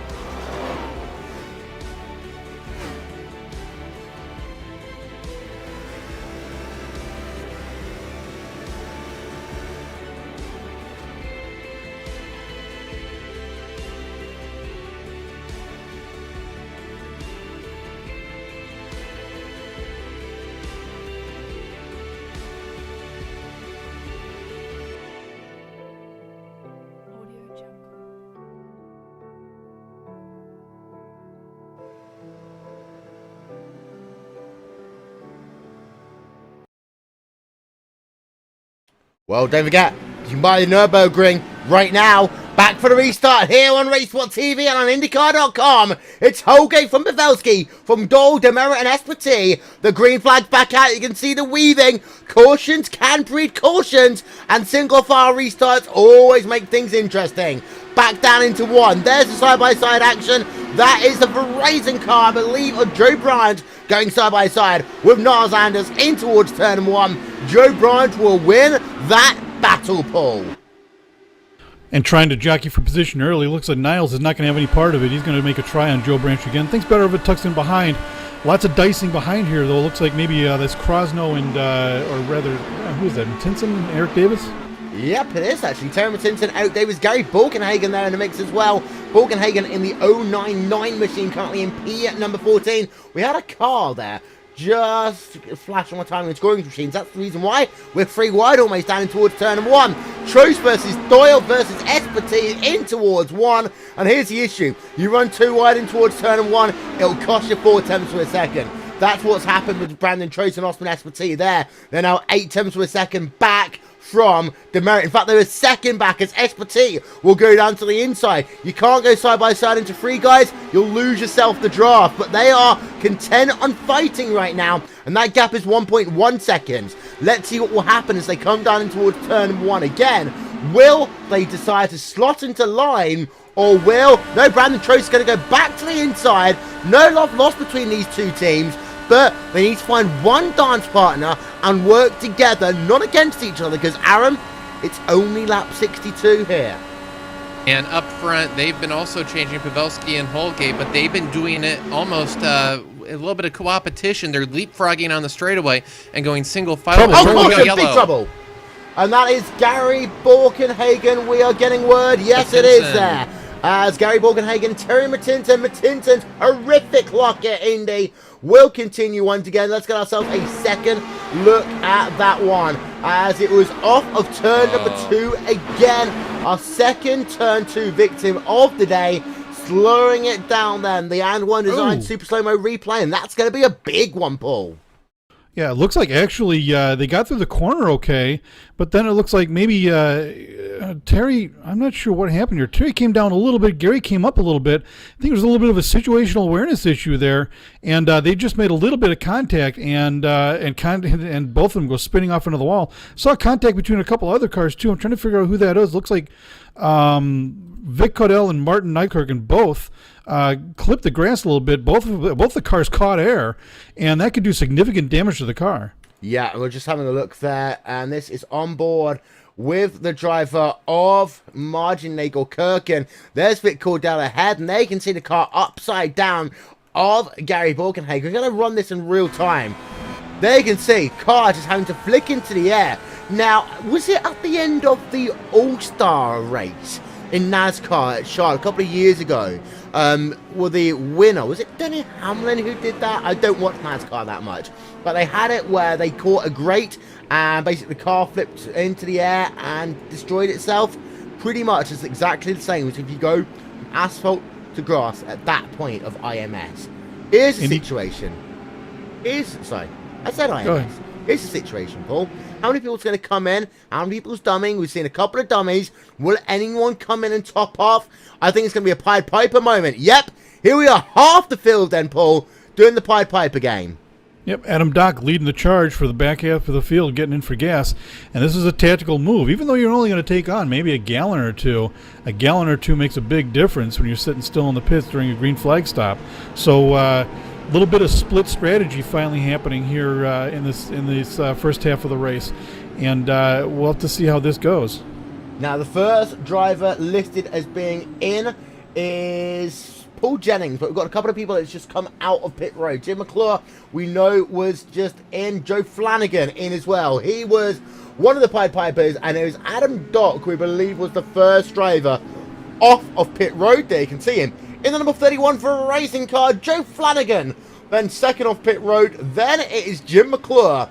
Then it's Vic Caudell, of course, just getting that car checked out. Tim Miller in the number 91 car, and then Paul Jennings all coming out of pit road, as is Dan the Edge and Donald Strout. Now, I like that for these drivers there, Aaron, and here's the reason why.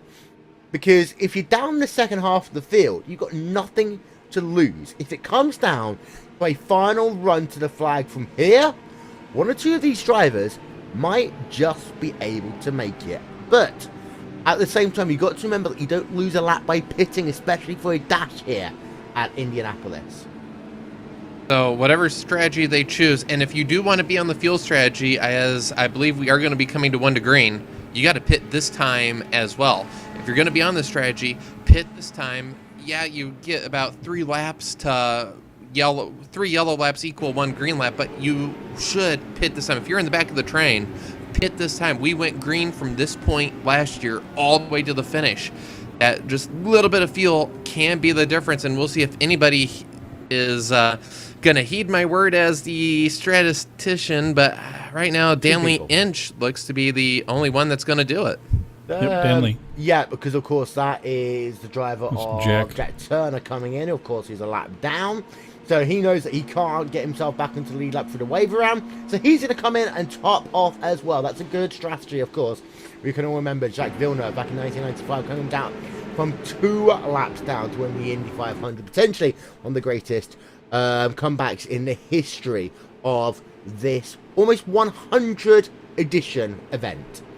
Tim Holgate leads from Matt Pavelski, then Christopher Demeritte in 3rd, Brandon Trost in 4th, Austin Esparti in 5th, Tim Doyle 6th, then Bradley Walters, Randy Cosno, Christine Steele, Niles Anders will round out your top 10.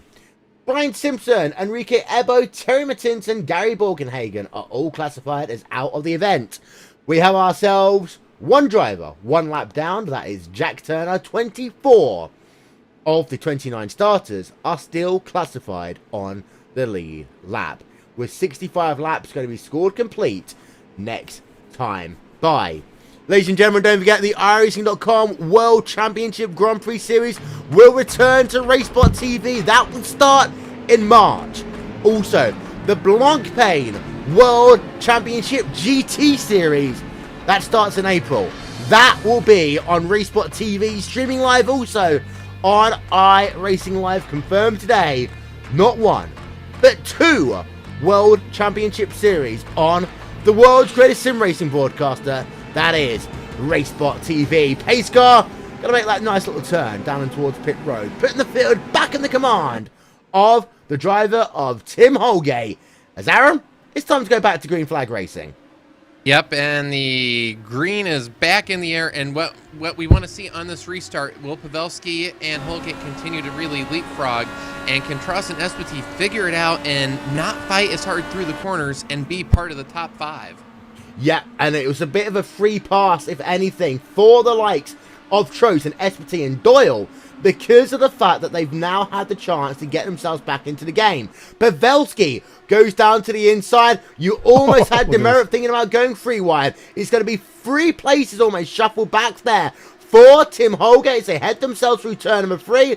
Holgate is on the outside line through turn number 4, and he's having to hold on, but he's able to find a lane down in towards turn number 1. He's going to look back down to the inside of Demeritte, back down to the inside of Pavelski. 2 for 1 special. It's like a Golden Corral moment there, Paul.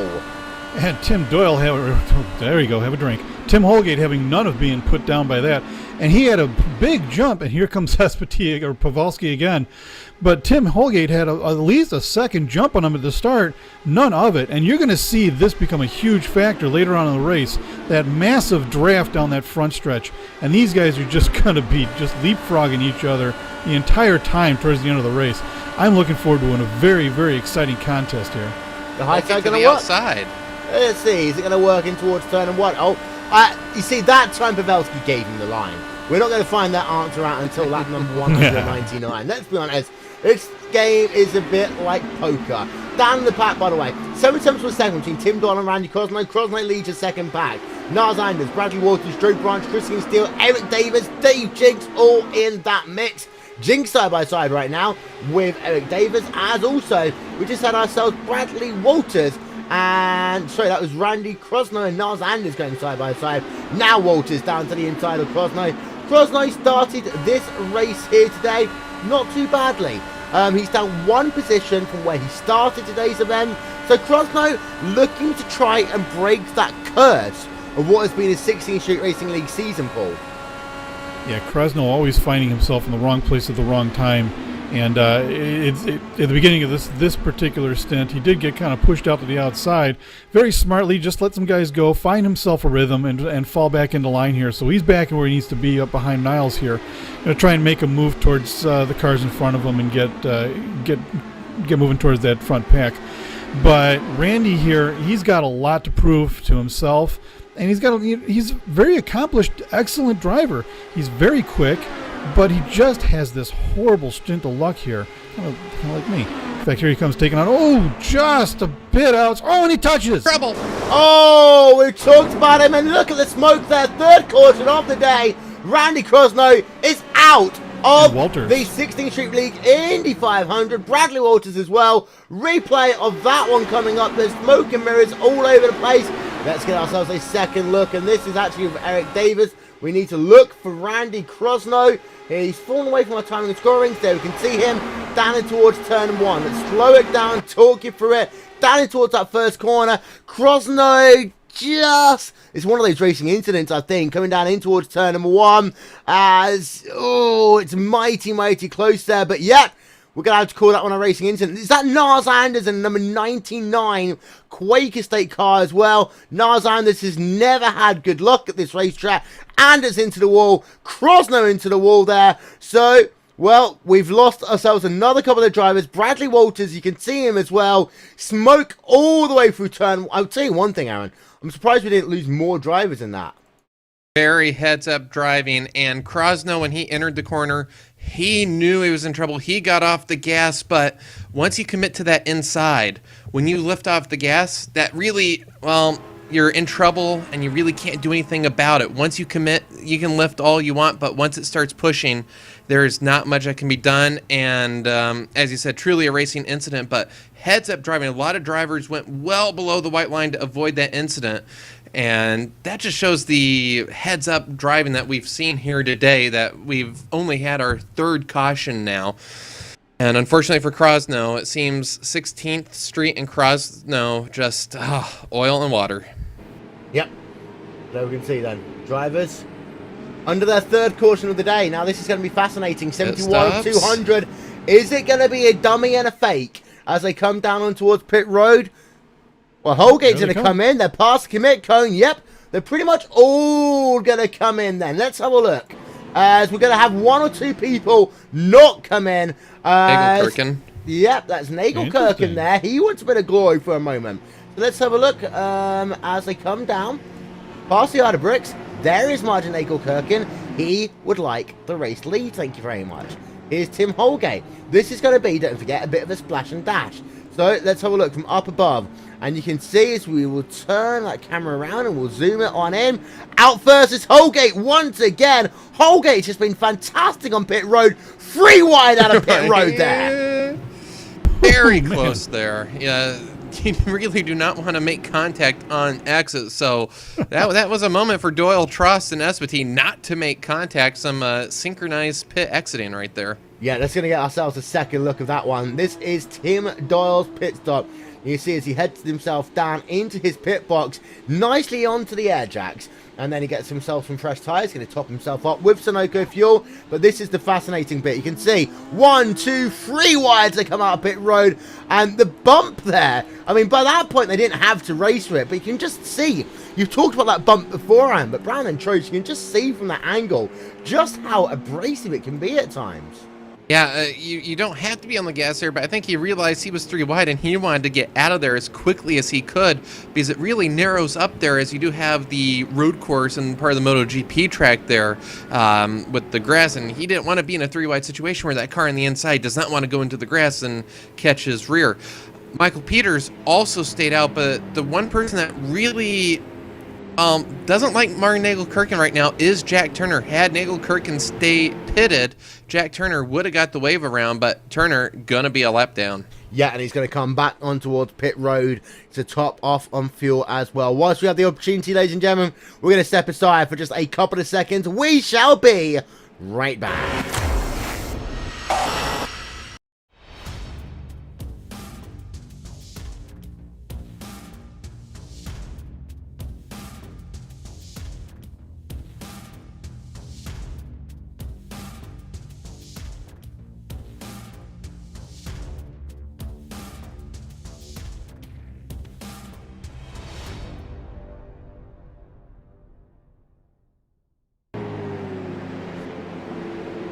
Welcome back, ladies and gentlemen.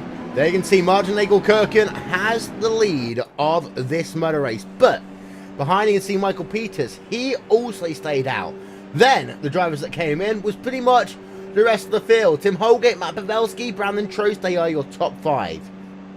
Paul, this is the first time that we're going to have pitting and non-pitting guys at the front of the field. Nagel-Kirken and Peters both need to make sure they don't spin their tyres and they get some heat, get some momentum as they go down into turn number 1. Absolutely. Now, of course, Nagel-Kirken and Peters both going to be a little bit lighter on fuel, but a little more wear on the tires. And as you cycle heat and cool into these tires, they become a little bit more slippery. So, be interesting to see how they hold up against the front runners who are on full fuel and tires. Of course, again, I don't think they're going to find themselves getting anywhere farther away. This is a move just to try and stay in the front of the group. Nagel-Kirken and Peters both gambling that there's going to be another yellow really quick here, and everyone's going to have to cycle in. Well, here we are, ladies and gentlemen. Restart is pending here at the Indianapolis Motor Speedway. Lights are off on top of the IRC.com. First safety car, Martin Nagel-Kirken. Let's have a look from his rear then. That pace car's in. Any time he wants, he can accelerate. Now he does so. Green flag back in the air. Nagel-Kirken leads, and he gets himself a good jump over Peters, a good jump over Holgate. This is actually what this field wanted in towards 1, and you can see Holgate already down to the inside of Peters. These two are teammates, and they'll know how to work together, but that was nice, that was easy, that was complete for Holgate. Can Pavelski do the same down the back straight away? We would expect to do so. And this is sometimes the question, Aaron. Why stay out when your car isn't necessarily the fastest? Because you fall back down. You lose so much track position so quickly. But it looks like it's taken at least 2 corners for Pavelski to find a way near to Michael Peters. Holgate, though, like a hot knife through butter. We said that phrase already. We'll say it again. Is past Nagel-Kirken. And now Pavelski, being almost pushed there by Brandon Trost, finds himself past Michael Peters. Peters down into P number 5. Well, if your car is, you might have a car that has some speed that if you can just get in the leader's draft, you're going to be able to hang there. So that might be one of the reasons why you would take that gamble. If you don't have the raw speed, sometimes you do want to mix it up. You're going to try things. This is a long enough race that, well, you can try things. Now, if we go caution-free, maybe it won't pay out, but if you've been hanging in the back the whole race, maybe try something different. And we'll see if, as well, for Nagel-Kirken, really hasn't fallen as fast back. He's running third, been able to hang off Trost as Pavelski goes back to the race lead. Expect that as Trost squeezes to the inside in 1. He may have it in 2. We've seen cars be able to maintain the outside, but that's been more in 4 due to the wind out of the north, so Trost to third. Only for the time being, although Nagel-Kirken is just going to let him have it. For Nagel-Kirken, he wants to finish the 16th Street Racing League Indy 500, and he doesn't want aggressiveness to get into his way. Peters right now has Austin Espartee, Christopher DeMerit, and Tim Doyle for company as they head themselves 76 of 200 scored complete. We had fantastic pace at the start of this one, and then all of a sudden we had ourselves 3 cautions within the space of about 20 laps. So we had ourselves a warning for Tim Doyle, we believe. Paul, give us an update. Actually, that warning was retracted after further review by race control. They decided that, in fact, Tim Doyle did not drive through pit boxes. However, the number 65 car of Eric Davis and number 76 car of Dave Jinks were given a yellow card for driving through pits. You're only authorized to drive through the pit previous to yours. If you drive through more than that, you can be penalized and possibly black flagged for that. So the rule is you cannot drive through more than the pit previous to yours. You have to pull in from the the pit surface. As they can see, Eric Davis, Banchiolo Sport number 65 machine past his own teammate Christian Steele down in towards turn 1. There is slicing, there is dicing. It's like a cocktail bar behind. Michael Chin, Paul Jennings, Vic Cordell, P13, 14, 15 on track. These guys are using every inch of the racetrack to set their passes up, to move down to the inside, try and run that high line. Michael Chin in that very famous red and white house-styled livery. Got Paul Jennings just ahead of him. This is about for P number 13, 14 on track, Aaron. It is, and in the tail of this train, Dave Jinks and Vic Caudill, I'm really expecting Vic to really make a run in the second half of this race. Vic, a very, oval expert as of the past season, so I'm kind of shocked to see him running 15th, but I expect to see some strategy plays out of him. Don't expect him to stay in the tail of this race for the duration. Having ourselves a look then. They are your top 4 at the left-hand side of your screen. Right-hand side of your screen now towards the bottom of it. They are your second pack of drivers as they head themselves back down in towards 1. There's Tim Doyle looking down to the inside of Christopher Demerit in towards turn 1. He will get the line. He will just about be able to slide that on past. It puts Demerit on the high side, but it's okay. SPT doesn't have the momentum to find his way past just yet. Of the 29 drivers that started, 21 remain on the lead lap as we'll conclude lap number 80 in a moment's time. We're having a look at Michael Peters versus Christian Steele. Now, what do you think about this pit strategy here then for Michael Peters? Do you think it was worth it, Paul, or do you think that Peters really just blown an opportunity?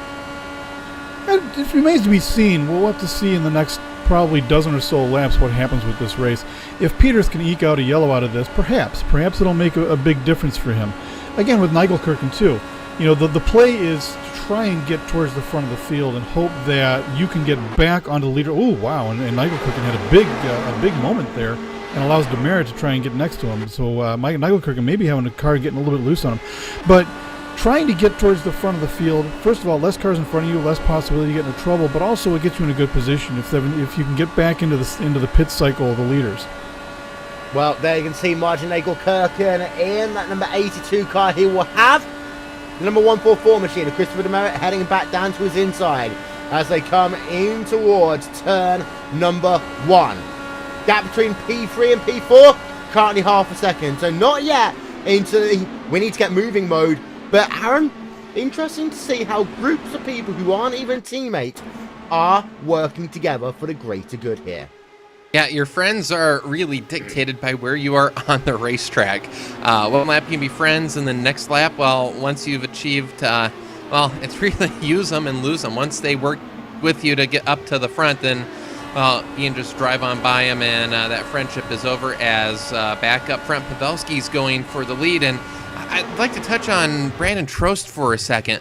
Last season, he's been a very, some drivers would say, aggressive. We're seeing him right now just content staying behind. We have not seen him make a move for second or first this race. Now, is this overcompensation for last year being short on fuel? So this year, he's going to be really playing the fuel game? Because we know Brandon Trost, his favorite place is up front. But today, I believe he has a car to win this race, but I don't think we've seen what his car is capable of yet, Will. He started on the outside of row number 2. He's heading himself right now in towards a podium finish at the halfway point if it stays where it is. He is refusing to put himself into that battle out front. And Paul, you save a lot of fuel here if you know how to do so. The times here aren't that fast. 40.1's out front. Yeah, it's fast. It's not record speed here. These guys each know that they want to save a bit of gas, although that time by a bit of a wiggle by Pavelski in towards 3. We have got ourselves, for the moment, a 4-car breakaway though. And sometimes Trost and Demerit might think, wait a minute, I'll go on the noisy pedal just for a moment's time, just to increase that gap to the cars behind me, because actually will help me out a little bit further on in this event. Well, I think Brendan Trost is in the catbird seat here. He is watching, and it appears to me as I've been watching Pavelski and Holgate working together that they are employing a rather common NASCAR trick of leapfrogging each other. And by doing so, they actually end up faster up and down the track. You see here, Holgate gets the draft. He goes quickly past Pavelski. Pavelski stays close to his back, and as they go down the front stretch, they'll go ahead and leapfrog again as Pavelski gets that draft. All of this benefits Trost and Demerit because all they have to do is sit back and watch the show, just stay in the draft. But they get the advantage of having that big run. They get off the gas pedal a little bit. That saves a little bit of fuel. So they benefit from all of this. We've already seen Trost with a 3-lap advantage in the last pit stop. So this can only work into Trost's advantage if he can figure out how to make that fuel work towards the end.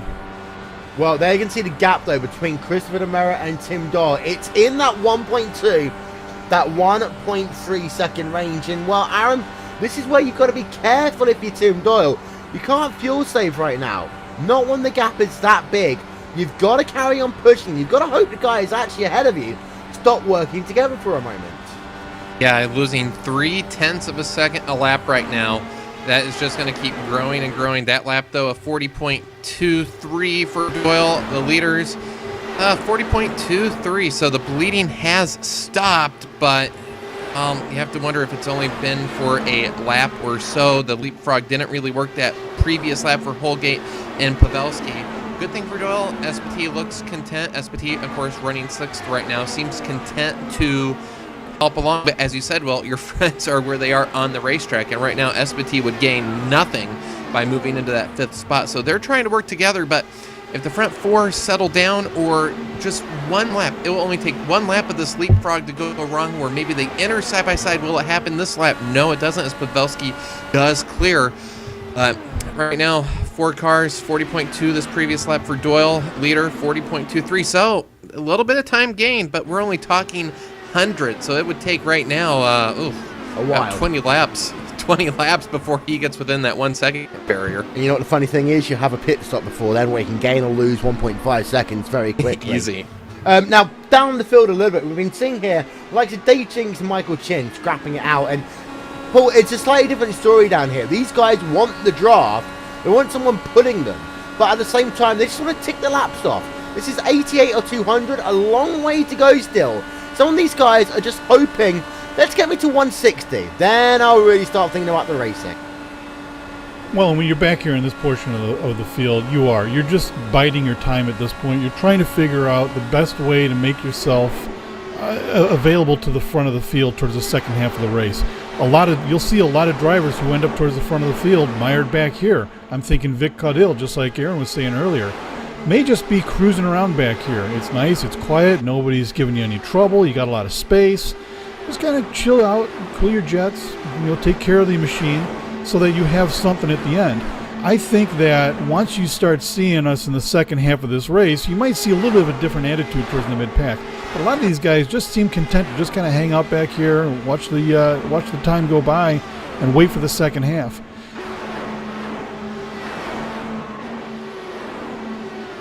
Ladies and gentlemen, we continue here, of course, at the Indianapolis Motor Speedway. Here are your top 8 at the bottom of your screen. It's Pavelski, from Holgate, from Trost, Demerit, Doyle, Espartee, Nagel-Kirkin, and Branch. But there's still so much to go. We're only 45% of the way into this fantastic event. And don't forget, ladies and gentlemen, this is the first big Indy 500 of the year. But there's still the big one. It's going to happen around Memorial Day weekend, and it will be live on RaceSpotTV and on iRacing Live. The month of May, Aaron, it's getting closer, and whoever comes out of this race as champion will be the hot favourite when we get into the month of May. And for the IndyCar drivers that do race on iRacing, they are already working towards that. This is, don't get me wrong, this race, very prestigious to win, but you can learn a lot. You're going to take notes from, okay, how many laps could we go? Where did I need to be? What worked? What didn't work? Do we need to change it up? So, a lot of racing for a championship tonight, yes, but also note-taking. To be a championship caliber driver, you are always learning, and maybe that's sort of what Demerit and Trost are doing right now, seeing if you let the other 2 cars in front really pull you along. How much can you save? If he can do 3 laps over 3 runs, that's 9 laps, or almost a third of a fuel run. So always learning. You can never, if you have the best setup, if you have the fastest car, if you just sit on it, well, come next week, you may not be the fastest anymore. Don't forget, ladies and gentlemen, if you want live timing and scoring, you can find that by heading over to RaceSpot.tv/timing. That is RaceSpot.tv/timing. I'll just leave that one at the bottom of the screen for you, in case you want to know how your favourite driver is doing in tonight's event. And well, it's interesting to note, though, actually, as we look at RaceSpot.tv, live timing and scoring here, Paul, that we're getting ourselves closer to another series of green flag pit stops. 20 laps on these guys have done in this stint. Eric Davis has done 35 laps in this stint right now. 36 for Nagel Kirkin. And also you have a couple of other drivers in that 35 lap range. Yes, we had some caution, but they will be in very, very soon. Yeah, within the next lap or so, I will imagine for Eric Davis and company who did not make those stops, I would expect that you'd see them in very quickly. And again, you're kind of you took a gamble by staying out, and you hope that it pays off. But if it does go green like this, well, now you're kind of on a different strategy. Now you're hoping the yellow doesn't come out. You want to get in the pits, you want to get out, you want everybody else to cycle through. Otherwise, if you end up making your stop and a yellow comes out, you're in deep trouble. As we can actually see, Nagel Kirkin is on pit road. That is a wonderful on-board entry lap there for Martin Nagel Kirkin as he brings that car down in towards his pit box. Nicely in there, as of course we talked about the pit rules. You can't just drive yourself through pit road. Let's have a look at the pit stop time. 4 fresh Firestone Firehawk tyres, topping up with the virtual Sunoco race fuel. All of that is done in 10.6 seconds, Aaron. Yeah, and I think that strategy for Nagel Kirkin is going to pay out in the end. He stayed within the top half of the field, so I really like that strategy call that he did. He was able to get the draft with the leaders. Now, as mentioned, you don't want a yellow to come out while you, let's see, he's in 2, leaders are in 2. Yeah, he is probably going to follow lap, so he is going to need to have this cycle through, which will. How many Indy 500s have we seen here where a yellow mid-cycle cost somebody the race? Oh, it can be horrific. As you can see, he's lost 1, 2, 3 positions, but it'll be interesting to note the fact he's got, of course, the freshest tyres of the bunch now. There'll be some that say that he shouldn't race. There'll be others that will understand that, you know what, he's on his strategy, he's entitled to do so, but for the moment he remains 4th in line. Pavelski versus Holgate. If you're just joining us as we get ourselves closer to the halfway point in tonight's event, whoever finishes ahead of the other will win the championship so long as they finish inside the top 13 in the points. But the guy running in P3, he's the outsider. He has a chance to win the championship. He needs the 2 guys ahead of him to have issues. Here's the question, Paul. Are you going to be more aggressive on strategy as the race goes on, knowing the fact that you can take a double whammy away from people if you... Oh, caution is out on the track, and that is Jim McClure there. Is on pit road and out of the event, Paul. And Jim McClure, looks like turn 2, the car was... Oh, man, that car started getting loose in the entry of turn 2. Jim chased the back end of that car all the way around the turn, and it just finally broke loose and just clouded into that inside wall where we've seen a bunch of people lose it. Turn 2 really just seems to be the danger zone today on this racetrack. Yep, there you can see in the super slow-mo, 1 adjustment, a wiggle, a catch, a save, into the wall. Jim McClure out of the event, and that's Snake Pit Racing number 9 machine. So that's an interesting point, because we've seen a couple of Snake Pit cars have issues late on into a fuel run, Aaron, with their tyres. Less slip sliding around. And now we've had one of their team's drivers involved in an incident due to an unforced error due to tyres.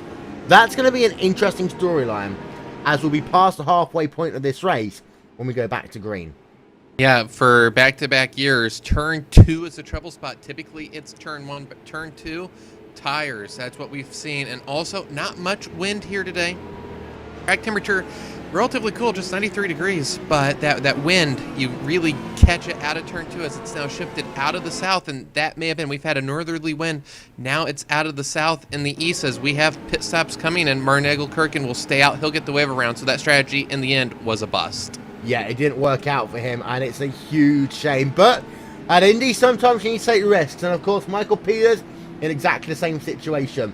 Jack Turner, at some point, he may well get his lap back. Who knows? We'll let you know. There are 1, 2, 3 in the championship. 1, 2, 3 in your shop. They'll peel off to the left-hand side in a moment. There we can see 1, 2, 3 into their pit boxes. Then who will win this race out of pit road? Well, the answer is going to be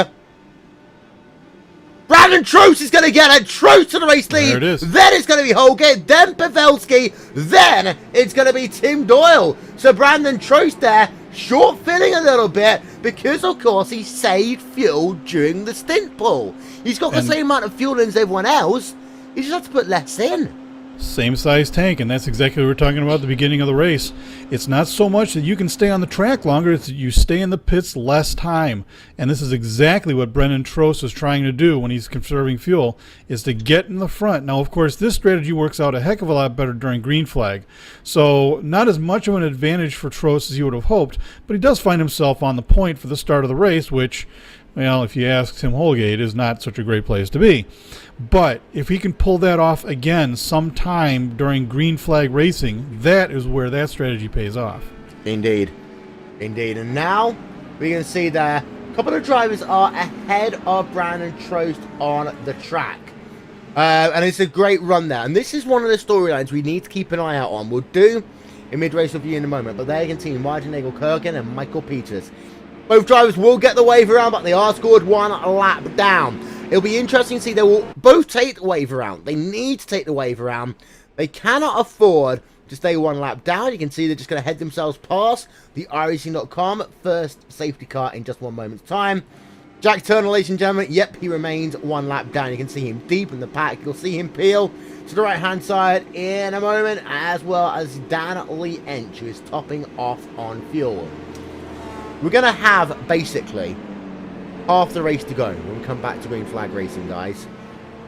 And we essentially reset it now, because we're going to have full tanks of fuel. These guys are going to have to do 100 laps instead of 200. We've seen the strengths and weaknesses of all these drivers. You should pick the same. Oh. I think so. I think I really like Holgate here. You know, the thing about, though, is Pavelski is not going away, and he won't go away. And he won't go away at all, ever, unless something bad happens. This is the glory of this particular race, is these guys are, you're not going to see a guy win by 3 seconds. You're not going to see a guy win by a half second. These guys are going to be all over each other like sheep suits. It is going to be a heck of a race, but I think that Holgate's been in this position a lot. He knows what to look for. He's an expert in this sort of stress and tension. I really have high hopes for him. Aaron, any change? I'm going to stick with Holgate as the champion, but I have really liked the strategy Brandon Trost has utilized. Doyle's car just falls away too much. Maybe he can make an adjustment, but right now, I really like what Brandon Trost is doing, and I think on this restart, you're going to see him fall back to third or fourth relatively quickly, maybe by midway past the back straightaway. He wants no part of this race lead yet. Ladies and gentlemen, we are gonna go back to green flag racing. Half of this race is scored complete. That means there's half of this race still to go. Who's gonna be?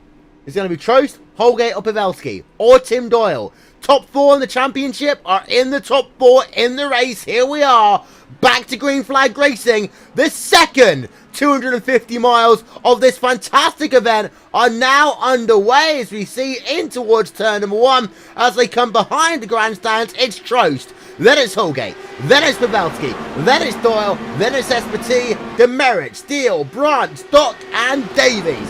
They are your top 10. But Holgate is on the move. And looks like Doyle, 3 wide through the middle. Look at this, him 3 go. wide.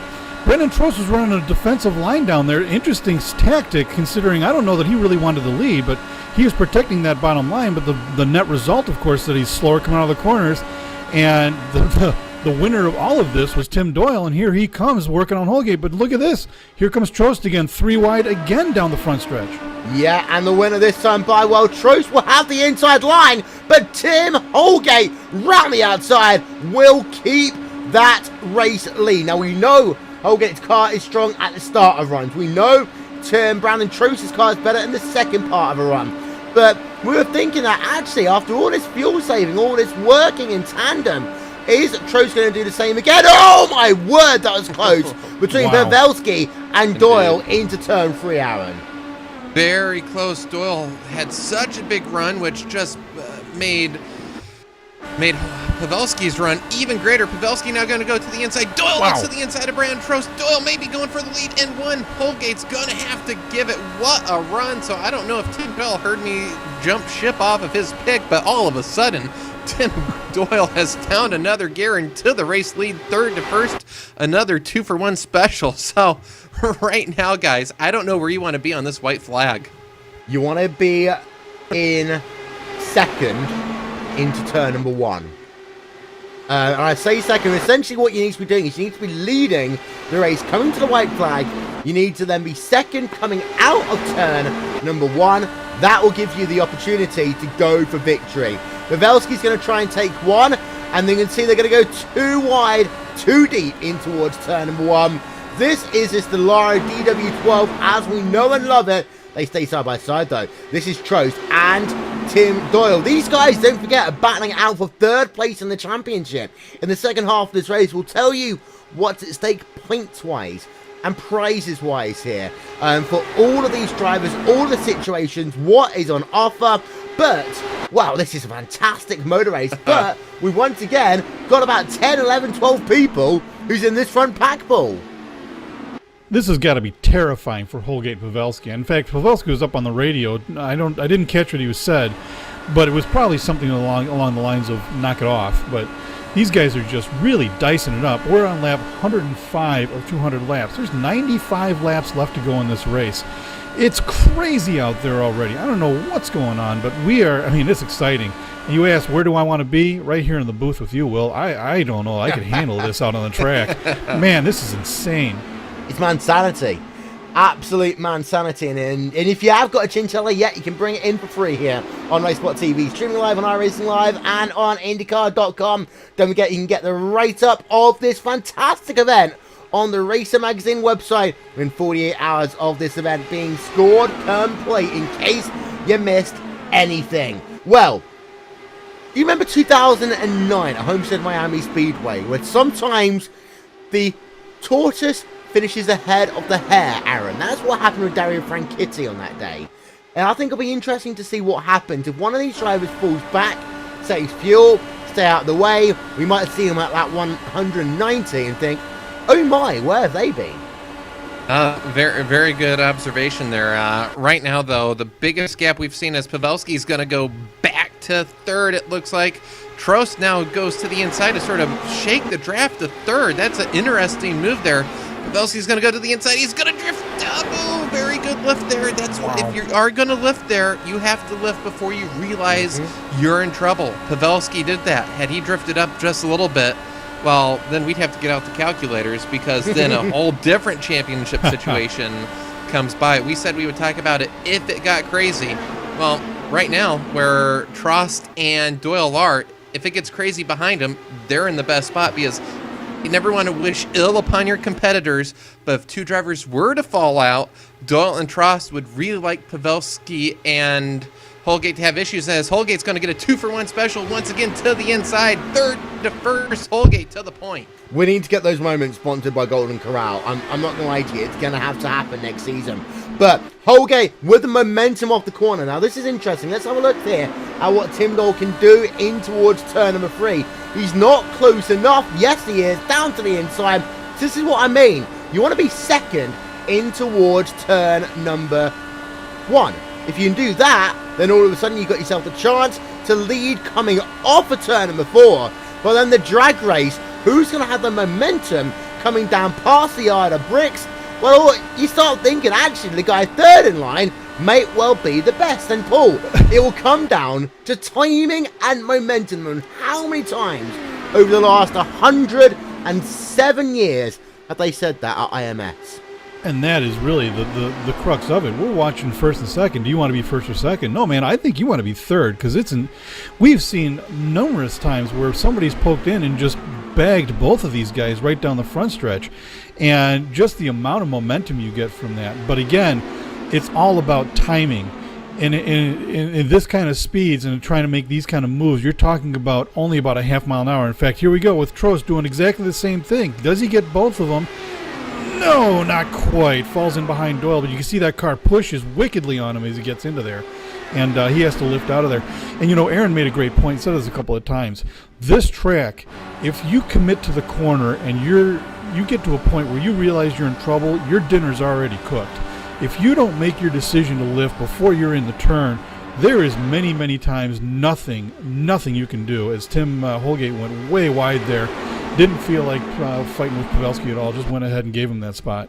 So here's the next question then, Aaron. If we put all of this together, what is the situation if on lap number 199, lap 200, if a guy tries to take two cars into turn one and it ends up being like what we see right now, with Pavelski on the inside not being able to clear that second car, do you think that's where the incident might be? The car brushing up from the inside line, causing the issue? Because that seems to be my biggest worry as we get closer to the end of this race, is that guy on the inside line, if they commit to trying to take two cars and they can't, and they try and sweep out, it's game over.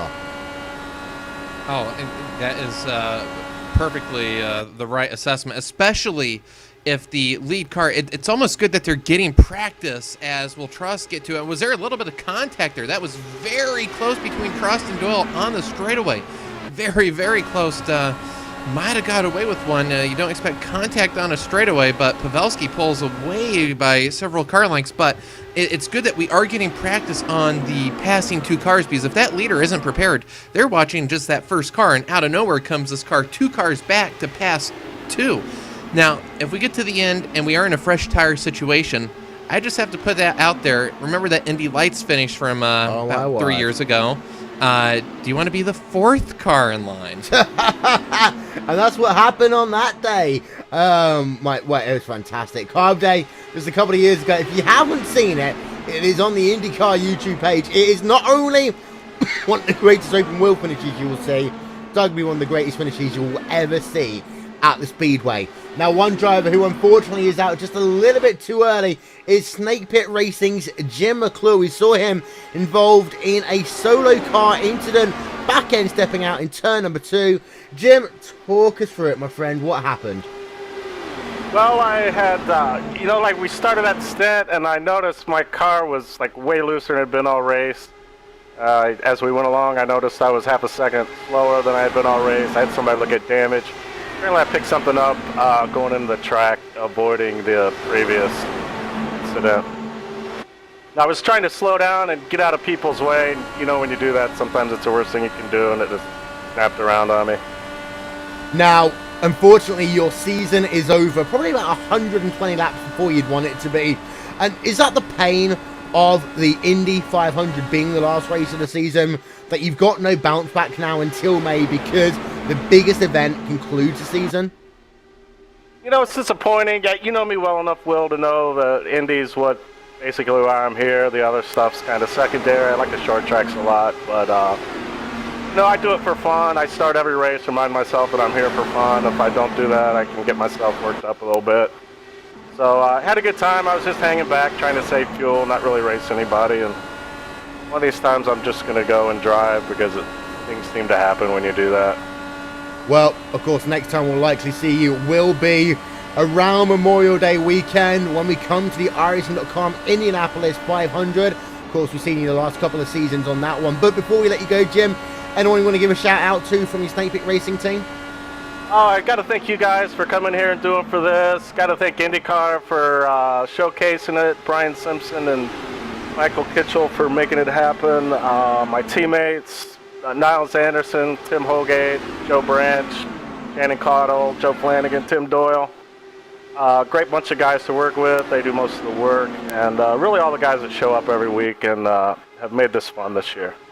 Jim McClure, unfortunately, one of the retirees. He will finish down in P number 21, and that's always the situation here, Aaron. You come out of the final race of the season, you're always looking forward to what's next, but when it's the biggest race of the year, you've got no bounce back now for 4 months. Drivers, they're already getting itchy. They're already thinking, okay, what can I do next time we come to Indy to make our race just that little bit better? Yeah, there's no denying the sense of just that slight ejection in the voice there. And that's the thing. All season long, we said this when we started the season in Phoenix. Yeah, we have a championship. Yeah, there's all this. But everybody's looking forward to the final race, to the Indy 500. And when the next Indy 500, well, we've got the official iRacing Indy 500 coming up in 5 months, but that's 5 months.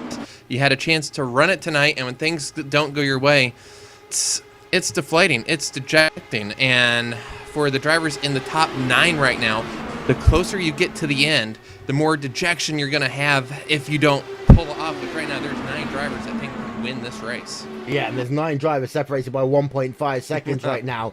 You can see the standings bottom side of your screens. We have a look then from the rear of your race leader. It is Matt Pavelski, who has led 52 laps here today. Now, you want to know who's led laps? Well, Pavelski has so far led the most of them.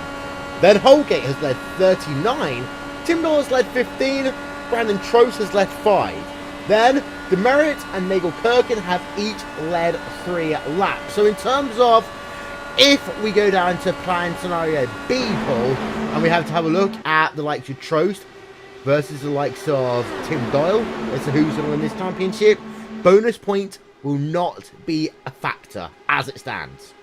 As it stands, it does not appear so, unless something radically changes. I think that's off the table at this point. So it's going to be won on points alone, and not the bonuses. And interesting to note too, while we're watching this, and they're settling in here, 1st through 9th, covered by less than 1.5 seconds at this point. Some names we haven't talked about: Joe Branch, Adam Dock, Christian Steele is 7th, 8th, and 9th. They're technically in the lead pack now. So interesting strategies playing out here. Well, one thing to look for, every time through turn 1, Tim Doyle's car is not handling. He has to early entry. So as we've seen this race, as the run goes on, Doyle's car falls off. That's why we do have this really big log jam. His car is working everywhere except in turn 1. So you'll see as we come off turn 4, Pavelski leads. Doyle is going to really suck up. And if I'm Brandon Trost, I'm going to want to get around Doyle as fast as I can, because at some point in time, this accordion effect that we are seeing in turn 1, which we're going to see right here, Doyle slows up, and behind him, eventually one of these drivers are just not going to get ahead of that curve, where right now they've got the timing down, but Doyle's car is not liking turn 1 at all. And if I were any of the drivers behind him, well, if I'm Brian Trost, I want to say field, but the risk right now is really great. Yeah, and also, I don't want to be the driver behind anyone trying to overtake Tim Doyle in towards turn 1 in the event that Tim Doyle's car is not working well in that corner. Let's go then on board this time with Brandon Trost, and let's show you what this checkup situation is all about from on board here. Let's listen. You see, that was okay there for Brandon Trost. He didn't lose momentum, but he doesn't seem to have enough bump pull to make it work out of 2 down this back straightaway. Seems like the bite that was in the tires of Brandon Trost's car seems to have gone away a little bit, and now he may be having a little bit of an issue in the draft of Tim Doyle, trying to get that momentum and that run going. Looks like he might see how he gets out of turn 4 here, see if he can possibly get a run going. It does not look, well, maybe. He might take a bite at him right here. Nope, doesn't look like he's going to. Tim Doyle, again, it looks like, it does look like Aaron really did point this out. That car has gone evil. And this is kind of a problem for Tim Doyle because, well, 2 things. First of all, he may be inclined to try and push the car through 1, and that could spell disaster if he ends up getting too tight. And the second problem is, as Aaron had said, you get a log jam behind you, and you can see kind of that problem. It looks like SPT took over Holgate as a product of that. And right now there's enough room where that's not a problem, but it does interrupt the rhythm. And here comes Trost now. He's going to make it a shot, but no, he just can't get that momentum going. It seems to be. I think that some of these drivers here have put some wing into their cars to work the middle stage of this event. They'll take it out once we get ourselves not past this pit stop, but a pit stop after that. Ladies and gentlemen, there you see on the left-hand side of your screen your biggest movers and shakers in the race so far. 124 laps going to be scored complete this time by. We're going to take your RaceSpotTV side by side. We'll be back in just a couple of moments.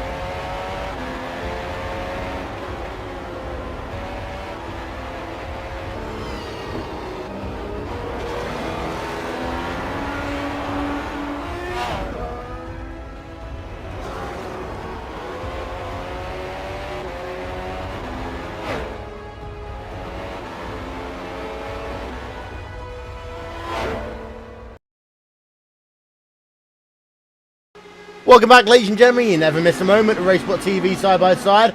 And there you can see Mudnagel-Kirkin coming out of pit road, 9.9 second pit stop. And don't forget, if you're after live timing and scoring, you can head over to RaceSpot.tv/timing to get that one up on your nice shiny computer monitors right about now. This part of the strategy is about track placement. Trost finally down to the inside of Tim Doyle into 3, gets the pass complete, but oh yeah, it's pit stop time, as these guys will be on pit road in the next 4 laps time. We've got one in already. That's Eric Davis, top end of your screen, on towards pit road. We've had a couple else as well. Michael Peters has just peeled off on towards pit road. He's come off the pit lane, but there you can see 3 drivers. Eric Davis.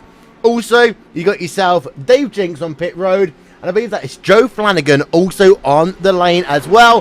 Matt Pavelski heading himself on towards pit road, this time by as Eric Davis overshoots. So here we go then. Pit stops are upon us, Paul. And it looks like Brendan Trost has taken this opportunity to take the point, maybe to put himself in a position. Here comes Pavelski. He's alone. Nobody else is going with him. So Pavelski the first to blink, and Trost now on point. Tim Doyle behind him. Trost was working on that move for quite a while and finally decided to make that move. And right behind him now, Holgate's gotten around Doyle. So a couple of moves up front here. But we were talking about Trost getting frustrated. I think he finally had it. So we can see Pavelski on towards pit road. I'm doing the math in my head here. These guys are doing 31 lap stints. Pavelski still needs to pit 2 more times, Aaron. Some of these other guys, they can do another 2-3 laps per stint. They're going to be very, very close at the end if this race goes green. If it goes green, that's always the question, as we have another car peeling off onto pit road this time. Tim Doyle's going to be in, and we're going to have a lead change up front. Yep, that is going to be Tim Holgate moving himself to the point. There you can see we've got a couple of cars of Tim Doyle, Christian Steele, Vic Cordell, and Michael Chin all coming on towards pit road. There you can see Tim Doyle in the Snake Pit Racing car. He's going to peel to, well, your right-hand side now, come into his pit box. We've also got yourself a couple of other drivers there on pit road. One driver just overshoots there. I believe that's Christian Steele. We'll get his pit stop time in a moment, but Tim Doyle will be out and away very shortly, and that's a total time of 10.5 seconds, 10.9 for Steele, and it's 9.4 for Vic Cordell, as Trost, Holgate on pit road simultaneously. This is the gaggle of cars we really wanted to see, because this could well be the determining factor in tonight's event here, Aaron. Yes, it can, and Brandon Trost a 51.086 end lap that mirrors Doyle's, but Pavelski did a 52, so Pavelski was 1 second slower on pit entry. We will see how that pans out on the pit exit, but right now, as it stands, at least on the entry time, Pavelski could be the big loser here. We'll have to wait to see how it pans out. You do not want to come out 3 wide under green. They come out just about single file, but it's going to be Trost ahead of Holgate. The situation is now, where will they come out in relation to their competition? We cycle the wonderful 360 camera back, and look at that. That's a great lead there for Trost and Holgate. Pavelski, for the time being, is going to be out of it. Even the momentum, he's not going to be close enough here to really gaining much. Brandon Trost versus Tim Holgate is a 2-horse race for the minute. It will close up as Holgate will now go down to the inside. He will take the race lead. Timing and scoring will update itself at the line. We're going to show you the gap is actually closer than what we thought. So it is still a 5-horse race. There we can see 8 tenths of a second, really, when all is said and done. As Holgate will move himself back to the front of the field. There you can see, though, it realistically is about 8 tenths of a second separating your top 5 drivers. We still got ourselves a motor race here, Paul. Still got ourselves a motor race. Absolutely, and at least one more stop to go here, and well, actually it's going to be maybe 2 stops. We'll have to see how this pans out. But you know, it looks like the big winner here looks like maybe Joe Branch and Adam Dock both got fantastic stops. Finds himself in the top 5 now, and here comes Holgate's going to take the lead off of Trost. Going to see a lot more to this dicing again. Seems like these guys get pretty dicey on the front in the front on those fresh tires. Want to take advantage of those early, get up towards the front, maybe get a little bit of that clean air. But again, Trost. let's see here, 10.9. So not quite the advantage we had seen before. Trost burning more fuel this time around than he had lately. So maybe at this point, now that Trost is up towards front, maybe he's thrown away that fuel strategy and is just going for it. Now here's the thing, Aaron. In almost any other series in the world, if I was to say that this is a fuel strategy race, half of our viewers will turn off.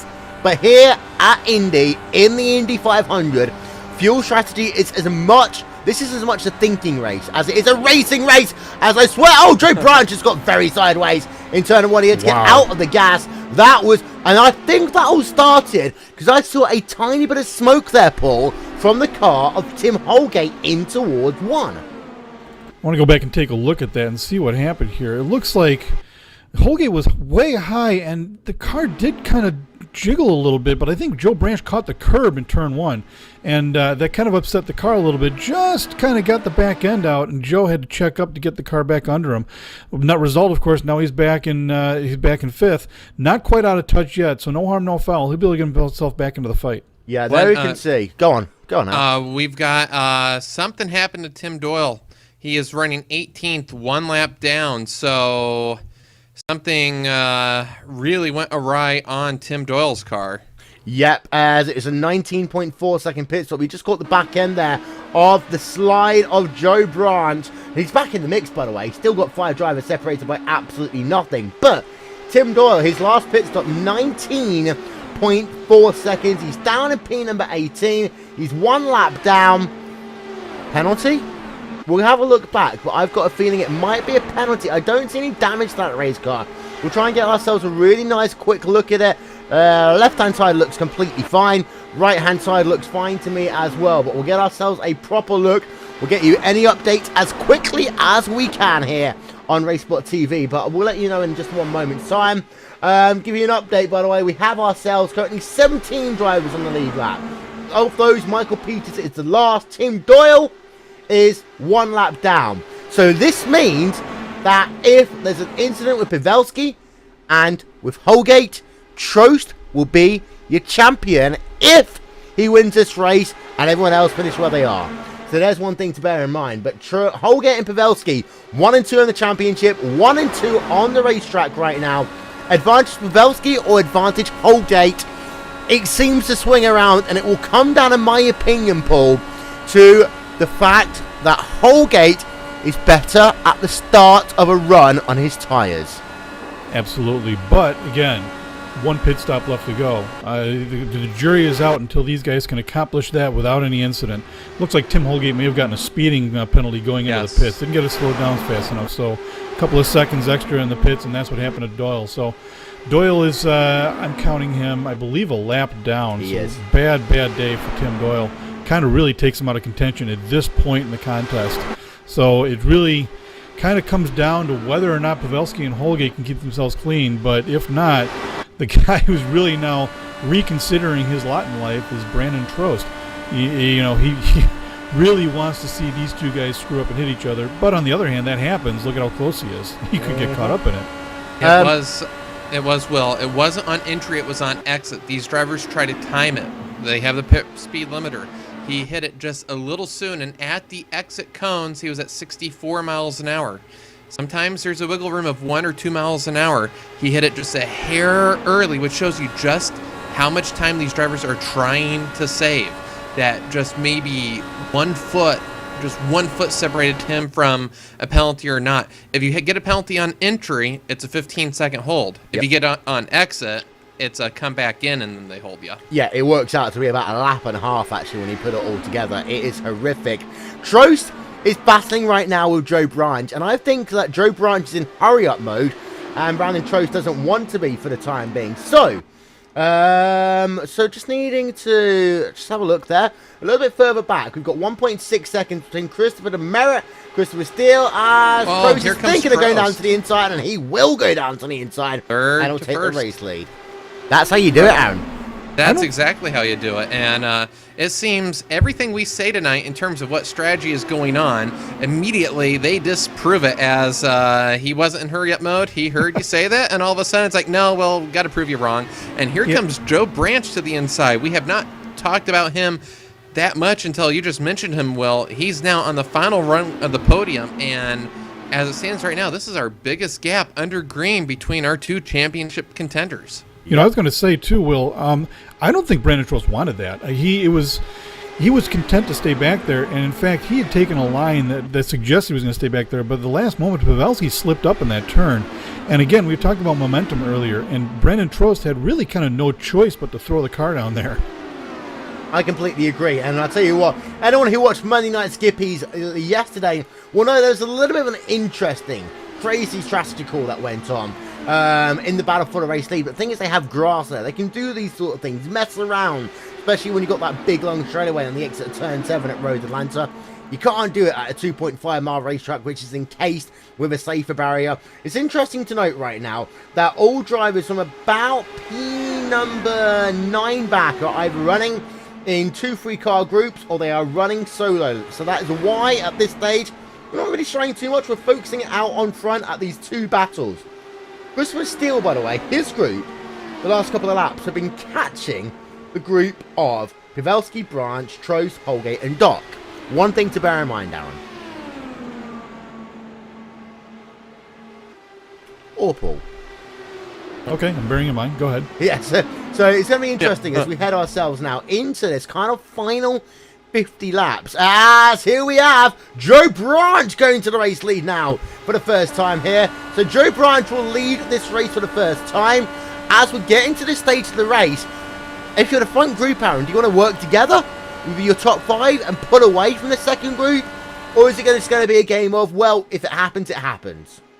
We've seen lap times. Pavelski's been running about 0.2 slower, so he came in 2 laps early the previous time, so you have to wonder if he needs to save that 1 or 2 extra laps. Also for Pavelski, his crew chief, you have to do some constructive criticism. He cannot afford 1 second slower on pit entry this next time, but so much for saving fuel. Here comes Pavelski back to the inside, back to the point in turn 1. Yep, so there we are. Joe Branch will only be officially listed as having led 1 lap so far in today's event, but this is that second pack that we're talking about here, Paul. And it's interesting because you've got yourself my pick for the race, Christine Steele, very fast, and Austin Espartee, who's a bit of a wild card in this group of 3.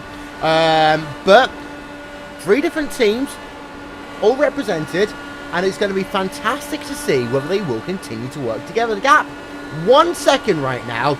2-3 more laps work of partnership, they can be back in this fight. I think it's certainly they've realized that at this particular moment it's best to be friends and try and catch back up to this group here. And as it is, they are 1.7 seconds behind. So not quite, the work's not quite done yet, but they are making headway here. And again, in a couple of laps, maybe they'll get themselves back into the mix here, at which point I think that friendship will end and they'll get back to the dicing with each other. But watching Joe Branch here, you know, the lead, when he took the lead, he took that decisively. He was very quick, and it's not like where before we've seen where like Holgate will get in front of Pavelski, and the next lap Pavelski will get in front of Holgate. Joe Branch has some speed in that car. He's made some adjustments, and it looks like he's going to get overtaken here. And he is putting up the fight. He's already kind of testing that outside line. Joe kind of figuring out where the car performs on the track, what he can do to get himself set up for that last final stint, because it may well end up that your move might come from the outside. Yep, it could come from the outside. It could come on the inside. It can come in turn 1, 2, 3, or 4. Pavelski versus Trost and Holgate. Close. Holgate right now is falling back a little bit. Well, I don't think... we almost saw an incident there. I don't think Joe Branch knew that Brendan Trost was there. Joe went to turn in, and you saw he had to make a quick adjustment and almost got into Trost. I agree. I think it's getting to that point now where these guys are looking forward and looking in their mirrors as much. But we need to remember here, Aaron, that they've got to get themselves still past the next pit stop at least before they really can start fighting and throwing the kitchen sink at the racetrack. But for the time being, let's calm it down a little bit. We've been caution-free for a long while now, and these guys are starting to get a little bit mentally fatigued. And we always see it in a big, long race like this. We always talk to the drivers. If it goes green, these guys probably hate it more than a race with caution to break it up, because they cannot put a foot wrong at all. And with the marbles, when the yellow comes out, the marbles, they do sweep them off. So the longer we run green, the more the gray area on the outside becomes just no man's land, as we saw a lap car have issues with that earlier in the race. So as this goes, the margin of error narrows and narrows and narrows as we now have 50 laps to go. And I think Holgate right now, going back to the Holgate-Pavelski, the championship battle, I think right now he is content to run where he is. Pavelski's speed really has dropped about a tenth from what we saw him running this last stint. So I think he's up there saving fuel, and I think Holgate knows that. He needs to hit his fuel numbers as well. So right now, I don't think Holgate's panicking. As long as you're within 1 second of the lead, even with 3 laps to go, you still have a chance at this. And Holgate, I think, is right where he wants to be. Vic Cordell battling it out with Martin Nagel-Kirkin. Anyone who's just joining us, Nagel-Kirkin did lead a couple of laps earlier on in this event, but he was very unfortunate with fuel strategy. He went off sequence, and then 2 laps after he came on pit road, there was a caution. He fell down a lap, got the wave around, and he's worked himself back up. And it's fascinating to look at some of these graphics here, Paul. He has been as low here today as P23, as high as P1, running right in the middle. P number 9 up 15 places from where he started. And really, when you think about it, I mean, yeah, he's back in P9, and he's 5 seconds back from the group, or 6.5 seconds get back from the lead. But it's not horrible. It's not bad. Martin does have his lap back now. He was a lap down before. And really what Martin really kind of needs at this point is a yellow. He needs to be able to catch back up to that group. And I think if he does that, you've got Martin and Vic, and look who's right behind all of them, is Tim Doyle trying to make his way back up to the area where he can get in a position to get his lap back. So and of course Tim's going to need a lot more help than this. But a yellow flag changes the picture a lot for Martin and Vic. We're just having a look there on board with Joe Branch. He tried to hold that inside line. He wasn't able to do the 2-for-1. He actually had to get way out the gas there, Aaron, and that is what happened late on into run. But he's going to go back down to the inside of 1. He won't get the second one, but he is going to stay side by side. That car doesn't look as strong as others I've seen on the track at all on that inside line. Joe Branch is struggling on that inside line in that Snake Pit Racing car, and that was plain to see over the last 40 seconds on this racetrack. Yeah, it doesn't get more apparent than that. Of course, the outside has been strong in 3 and 4 this whole race, but even still, Joe should have been able to complete that pass in turn 3. Might have been a little conservative, though. You really don't want to mess up a run 154 laps in. If you want to talk about dejection, doing a maneuver that puts you out of the race by trying to overtake for second when you really don't need to, that would be the definition of dejection right there. So maybe a little conservative, but and then again, the dirty air going to the inside, we've seen other cars stronger, so have to wonder if maybe the speed that we're seeing him have on the straightaway, if maybe they took a lot of wing out for this final quarter of the race. Well, sometimes you want to take it out early, Paul, so you know what you need to readjust when you get to that final pit stop of the day. Talking of that, the stint laps are very, very interesting here. Pavelski was the first to come in. He has got 2 laps less fuel than his competition. Now, if that happens again, Pavelski definitely has to stop 2 more times. Trost, Branch, and Holgate, if they start really saving, might only need to do 1 more. And that's a very valid concern. And I mean, Pavelski up on the front is doing that fuel number no favors at all. So he's really kind of banking on that. And here comes Joe again. Let's see if he can actually keep it down there this time. And it looks like it looks like Joe is just kind of feeling it out down there. He wants to see what the car does when he gets that bite on the bottom. He is able to hold that bottom line all the way around. Now, I'm not sure if he thinks that car might be getting a little bit loose on him. And that's why he's fighting it down there and keeping it low. It's kind of a dangerous game. Again, you kind of put the car down there, and the onus is on you to stay down there. You don't want to be drifting up. And if you do, obviously big trouble can happen. But Joe obviously gets the run, but he just can't keep the car down there. At least he's not comfortable doing so as of yet. And, well, I don't know who would be more nervous in that situation, whether Brandon Trost, knowing that Joe's car is ill handling on the inside, or Tim Holgate, championship contender, who's getting a front row seat to that. I don't know who would be more nervous in that situation when they go side by side. Indy, there's always a little bit of luck involved. There's always a little bit of track placement, especially when we come down to laps like this. As I say, these guys have about 10 laps maximum until they have to pit. It'll be fascinating to see how long the stint laps are. Joe's in. Oh wow, that's early. I mean, he would definitely have to pit twice now. That might explain the speed. Martin you think also that's a split strategy, knowing he has to pit? And there's a couple of people coming in, knowing the fact they have to pit twice more in this event, doing 2 short stints and hoping that without traffic they can just blitz some laps on fresh tires. I would have to think so. Also, we didn't see this last year, but traditionally we get that yellow around lap 180, 185. We usually get a 10-lap shootout. So if the yellow falls right, fresh tires here do mean a lot. So if you can stay on the lead lap, I think if you know you're going to be short fill, get some speed, get up to where when you do make your pit stop, you are going to stay on the lead lap.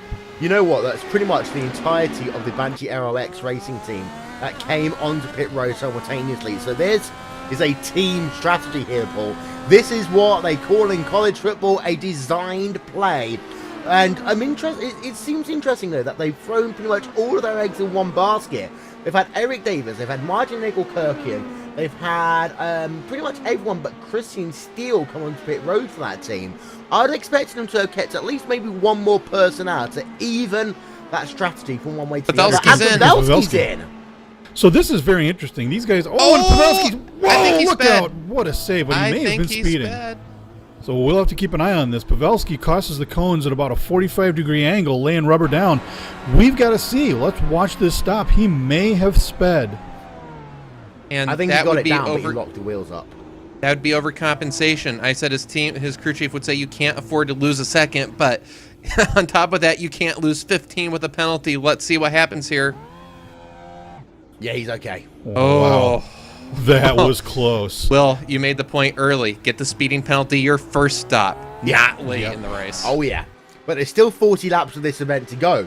A stint here is about 30. This is why these guys are doing shorter stops as well. You note the pit stop time for Matt Pavelski. It's only 8.9 seconds. Normally, these pit stops are about 10 and a half seconds. These guys are splitting this stint in half. There's about 20 laps of fuel on board that number 75 Broken Arrow car now. Knowing the fact he has to stop again, he's basically spreading the risk, as we call it in real estate terms. As Michael Chin is also on pit road. Holgate and Trost are doing the traditional strategy, Paul. Neither of them have come in yet, as Christian Steele does come in now. So that's all the Banshee Aero X team pretty much in now. They are on this alternate strategy. Broken Arrow are on the alternate strategy. Holgate and Trost, they're doing it the old-fashioned, simple way. So I guess they're banking on the idea that it's going to go green all the way through. And it pays to notice, I mean, we are talking about now the 2 championship contenders on a split strategy. So this story becomes very, very interesting. And I can't wait to see how this is going to turn out. It's going to be out of the way in 8 seconds, by the way. Go ahead. It could be as confusing as the final, really 12 laps of the 2011 Indy 500 on who had the fuel, Now another driver has the lead. Now another driver falls. We really could be seeing. Bertrand Baguette almost won that race, you know. Exactly. And that's the thing. You say his name. How many people really could recite that name? At Indy, as the intro to that race on ABC said, you're either first or forgotten. So close to racing immortality, and yet now just a footnote of leading some laps in the 190s. This strategy, whatever Holgate and Trost, and I think we're beyond that point, they're going to stick to that strategy. I don't know if that split strategy really is going to be the one that pays off. Of course, if our front 2 pit around lap 166, 67, it's going to be a stretch to see if they can make it to the end. If you slow down too much, like Kanaan at Pocono a couple years ago, you can't waffle on your strategy. Choose it, stick to it.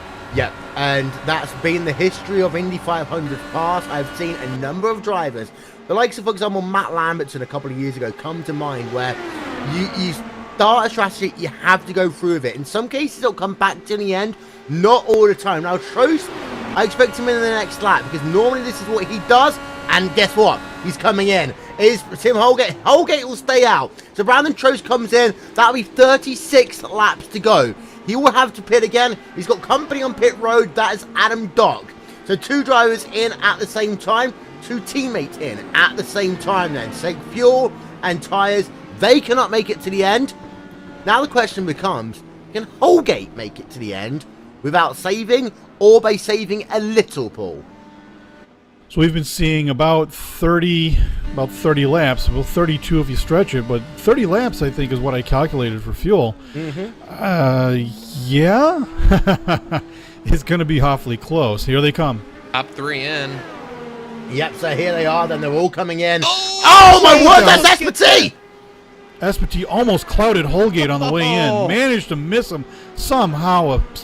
As Sir Jackie would say, a spectacular bit of driving. I tell you what, that's now both of your championship contenders who have had themselves a near miss. Of course, the first caution of the day almost took out Matt Pavelski. Let's have a look at then Austin Espati. We'll go on board with him. This is off turn number 4. This is what happens when you lock up the brakes, and look how close he gets to Holgate. He just misses him. That could have been Holgate's championship season done, but great recovery there by Austin Espati not to run into the back of the driver of Tim Holgate. But I tell you one thing, we've still got a fantastic race to go. And here we can see Alpha Pit Road on board now with Holgate. There's Trost pass. There's the 31 machine of Adam Dock pass.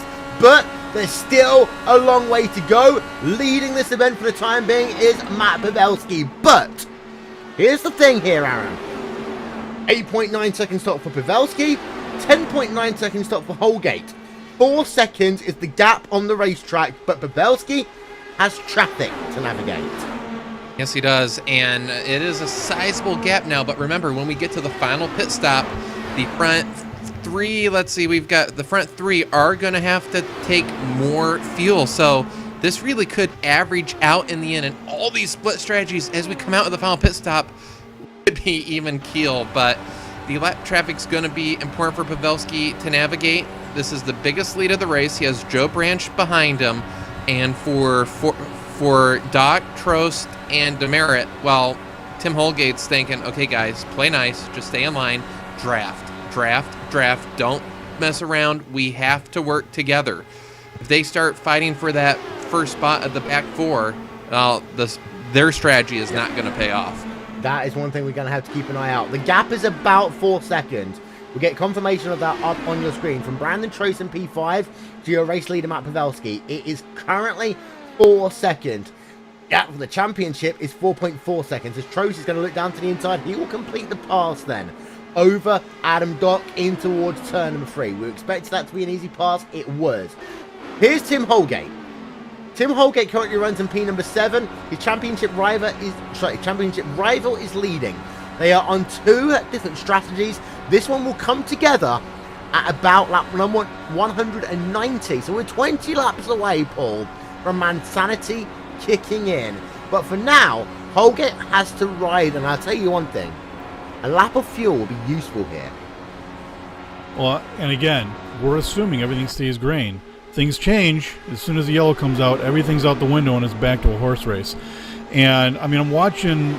It looked like for a moment, and I'm not, wow. I'm interrupting you here. This is fantastic. They are going so slowly right now. Yes. 40.5 for Adam Dock, 40.5 for Demerit, 40.5 for Trost, and that's compared to a 40.1 for Joe Branch and Matt Pavelski. They've lost a second over the last couple of laps here, Aaron.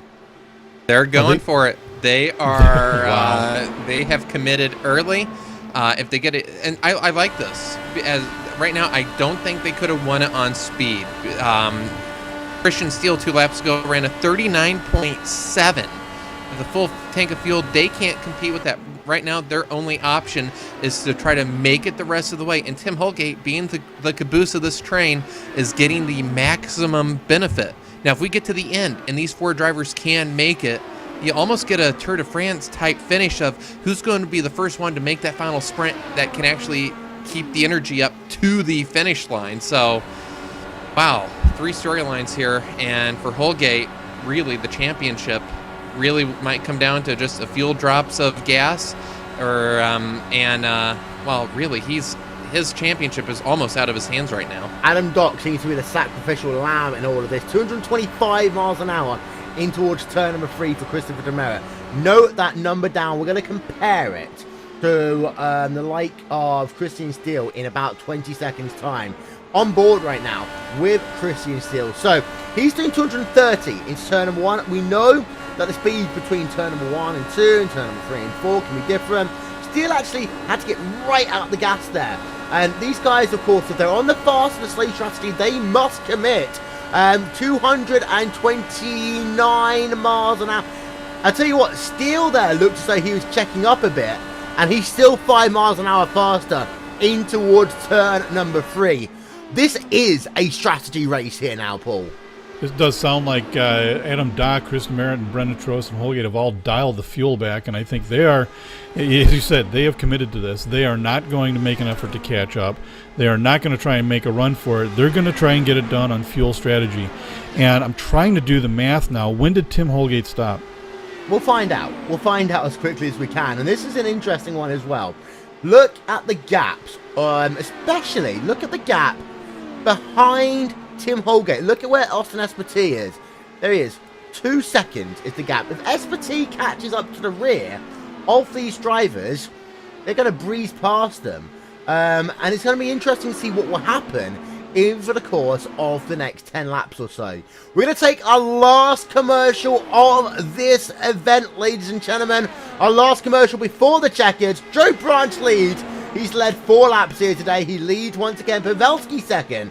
Steele in third. Then Dock, Demerit, Trost, Holgate, Espartee, Nagel, Kirkin, and Cordell round out your top 10. But oh yeah, it's Indy, and strategy is in play. We'll be back in a couple of moments' time.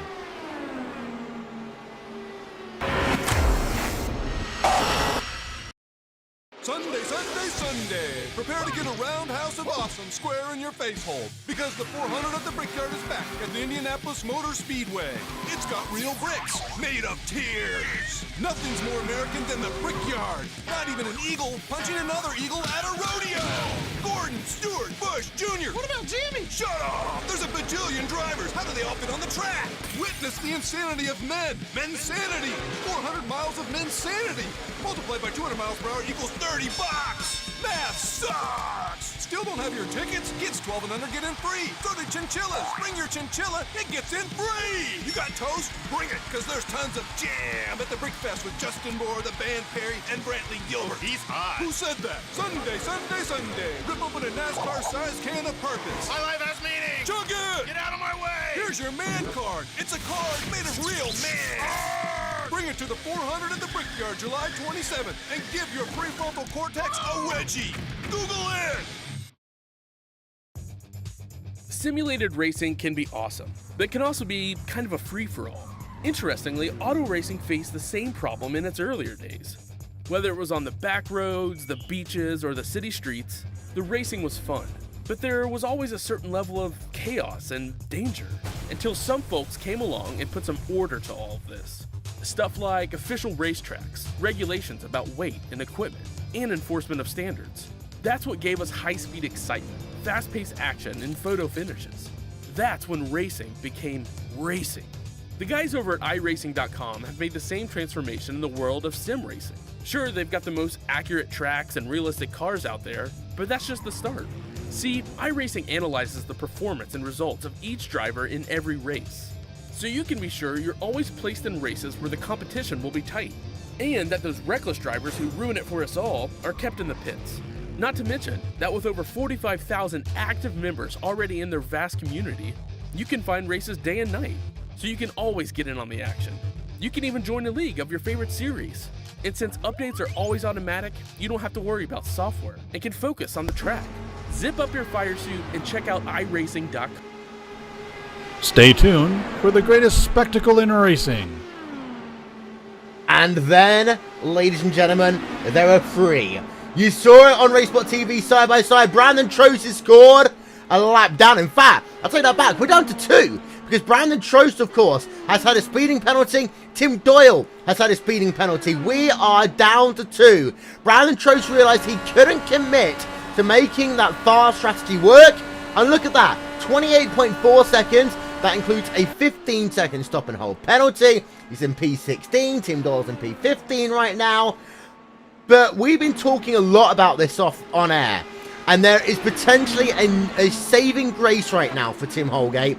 And that is Tim Doyle. The fact that he is one place behind his teammate on the racetrack. He's a buffer, but he could well be a pick through the air if needed, Aaron. Yeah, it might be, but I think what Trust pitting, what that showed us is he knew he couldn't make it. For Holgate and company, that back four, they sort of waffled. They were running 40.6s. Now they're running 40.4s. They've lost 3 seconds on the front three. You're not going to make up 8 seconds on a pit stop. So I think they waffled on their strategy. They realized it wasn't worth it. They weren't going to make it. So I think Holgate's championship, even if Doyle does help him, I think without the yellow flag, right now it's Pavelski's championship to lose. So then, Paul, is it going to be a case of there being another twist in this plot?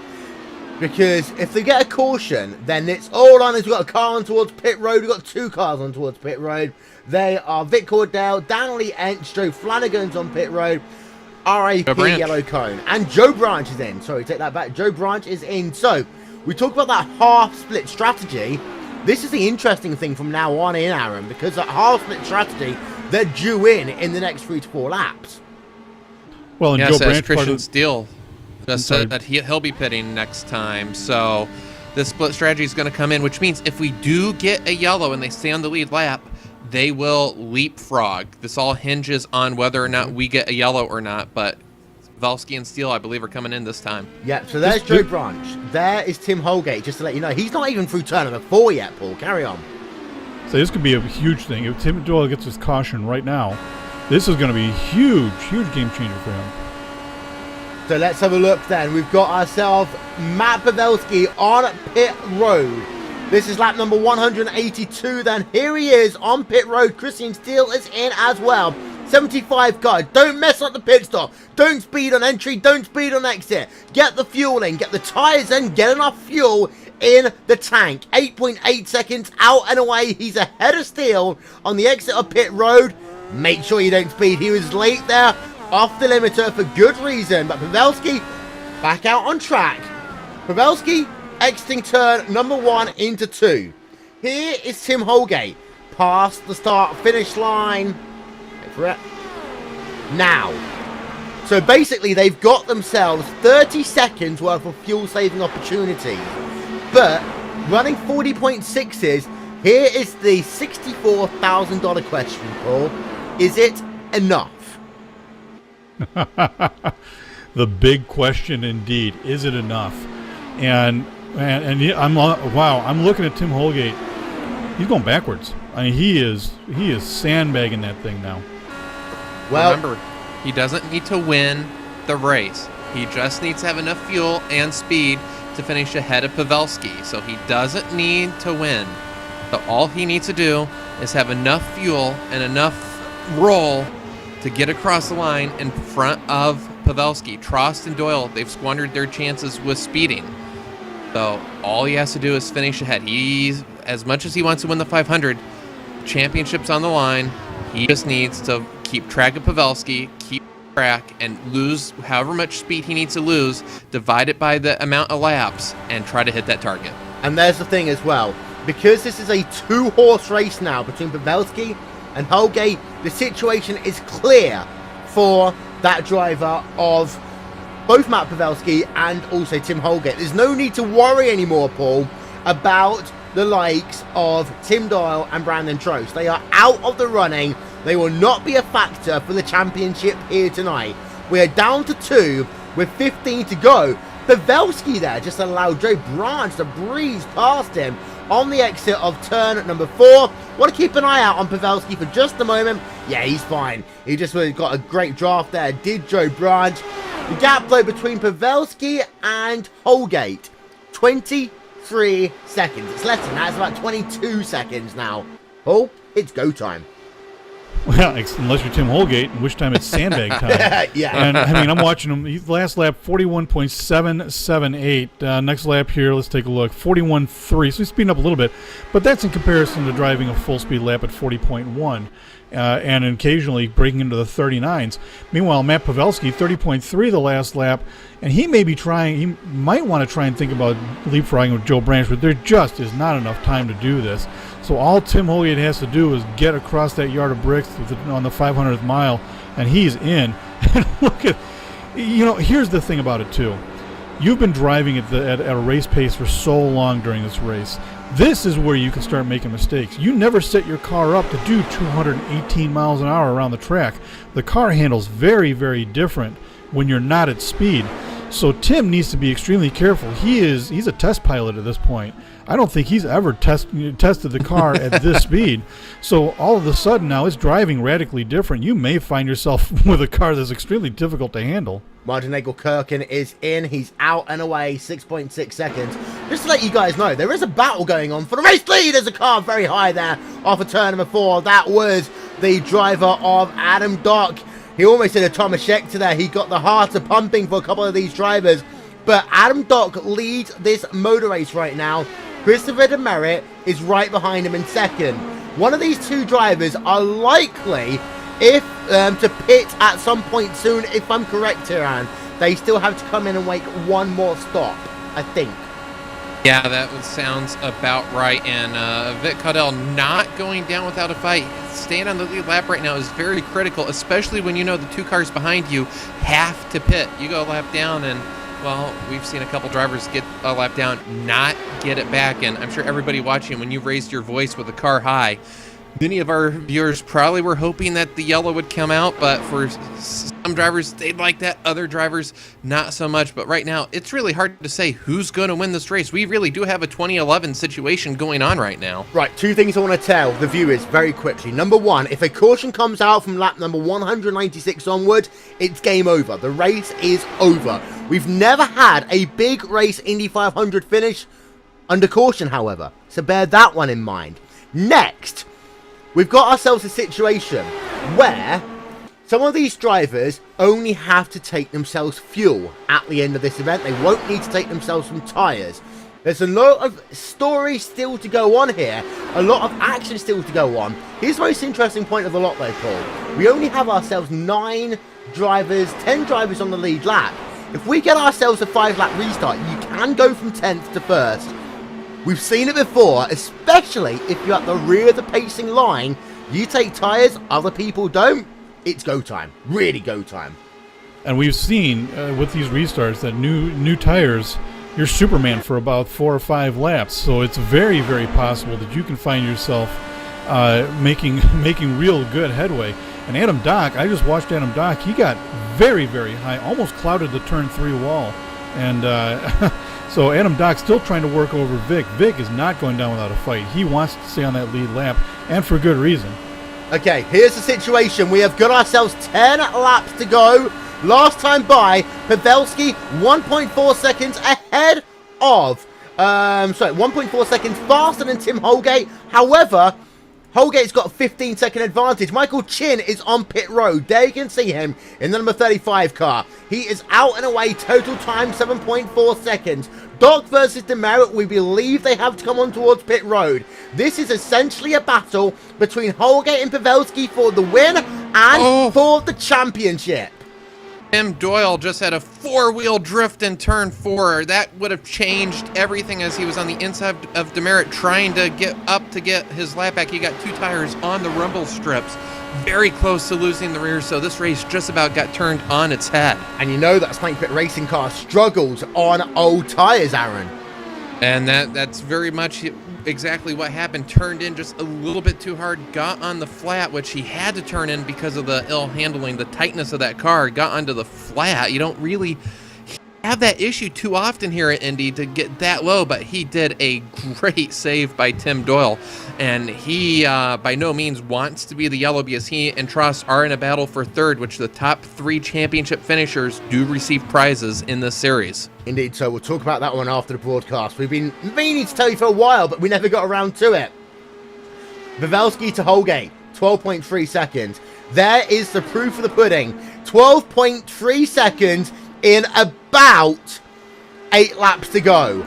I tell you one thing, if we see some sputtering, we'll have to be on board with Holgate for pretty much the entire final lap. Here's an interesting thing though, Trost is ahead right now on the racetrack of Holgate. Will Trost help out and be a bit of a factor in this one? It seems to be Trost is putting away too quickly. No, he won't. Gap is 11.5 seconds, and the lap time last time by for Holgate, 40.3 seconds. Was that draft pull? Was that Holgate realizing it's not enough? There are now 6 laps to go. 41.8 for Holgate last time by. Holgate is just staring at that fuel, like begging for it not to flick on, you know. And they're these cars are very precision in how much fuel. So Tim Holgate's getting updates every lap about what kind of fuel situation he's in. He's going to adjust. Adam Dock's in. Adam Dock is in the pits. So here is Adam Dock. Then we knew that he wouldn't have enough fuel. We expect Christopher Demera on pit road next time by. So here we can see then Adam Dock is on pit road for his final time. Splashing dash, probably no tires here, Aaron. Oh, no tires. Get about 3 seconds of fuel thereabouts and get right back at it. Waiting. There he goes. So we'll see where he slots in, but for Doc, that strategy not going to be the right one at the end of the day to win this. 42.4 seconds last time by there for Holgate. It was 2 seconds slower than Joe Branch. That is not enough. The gap 7.3 seconds. Holgate needs a little bit more. He needs to be 1.5 seconds a lap slower than Branch and Pavelski. No slower than that. We are down to 4 laps, 5 laps even to go in this event. 4.5 laps to go. We're on board with Demera. Demera, we've not talked about him for ages. Has he somehow found a way to save fuel, or will he be the Bertrand Baguette coming in right at the last moment? And you know, a driver coming in towards pit road right at the last moment, anything can happen. Holgate to Pavelski, 5.6 seconds. Demera carries it on. But here is a race for a championship, Paul. Holgate's got to get moving. He's got to get moving now. Well, I think Tim is in serious trouble here. He knows what he's got, and he knows that he in order to finish, he's got to maintain this pace. But Pavelski is closing that gap at a breakneck speed, 2 seconds a lap at least. Now, last lap, Tim for 42.088, but he can do no further. Tim's only saving grace is to finish this race under yellow. A caution now ends the race. Simple as that. On board with Joe Branch in the number 28 Snake Pit Racing car. Out of turn number 2. Matt Pavelski, 2 tenths of a second ahead of Joe Branch. And you got Tim Holgate, 3.1 seconds, 3 seconds ahead of Matt Pavelski. Christopher Demerit. Demerit's out of fuel. Yeah, he's out in turn number 1. He's out in turn number 1. So here we are then. It's a climatic finish. 3 laps to go in this event. On board with Tim Holgate, we cycle the camera around. Aaron, I've done many an Indy 500 review. We've never seen a conclusion as dramatic as this. And he's out. Oh no, take that back. No, Carry on. And that's just how much of a nail biter this is. Meanwhile, Branch and Pavelski go side by side, so the race is still in question. Demerit stays out. Demerit, did he shut his car off? Because he is maintaining 182 miles an hour. He's still going. What's going on here with Demerit? I think Demerit is limping. Wow. I think he's turned it on to the lowest fuel map, and he is limping around that track. Have you ever seen a finish like this with 5 miles of this event to go? Anything can happen. And, well, that time by Holgate picked the speed up at 41.2 seconds stop. The gap is 1.1 seconds. There's 4 miles of this event to go. And, ladies and gentlemen, anything can happen from here on in. It's Demerit and Holgate! Holgate! Oh, my word! Out of fuel. It was a year ago. It was a year ago on lap 199 that Brandon Trost ran out. This year, the roles are reversed. Holgate's going to come up short. That's going to be the championship.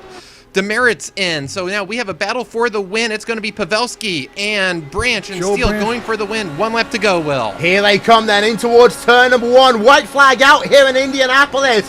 And what a piece of cruel irony for Tim Holgate. Last year, he was the beneficiary. This year, he is the victim. Joe Branch is literally now half a lap away from winning his first big-time Indy 500, but Christian Steele wants to come to the party as well. Pavelski has slowed it down. He knows the championship is in hand, so it's a two-horse race. It's Branch, it's Steele. Out of the final corner, they come for the final time, heading themselves towards the line. Who's going to be the winner? At the stripe, Branch will get it. Joe Branch wins the Indy 500. The kid from Kokomo, Indiana, will win. It will be Christian Steele in second, and Matt Pavelski in the Rockstar Energy number 75 car is your 2015/16 Indy champion. The 16th Street Racing League Indy champion. He wins the championship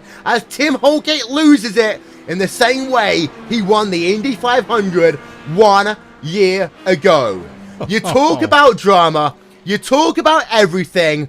Let's give ourselves a moment though to let the driver of the Verizon car, the guy from Indiana in the number 28 Snake Pit Racing car, come down.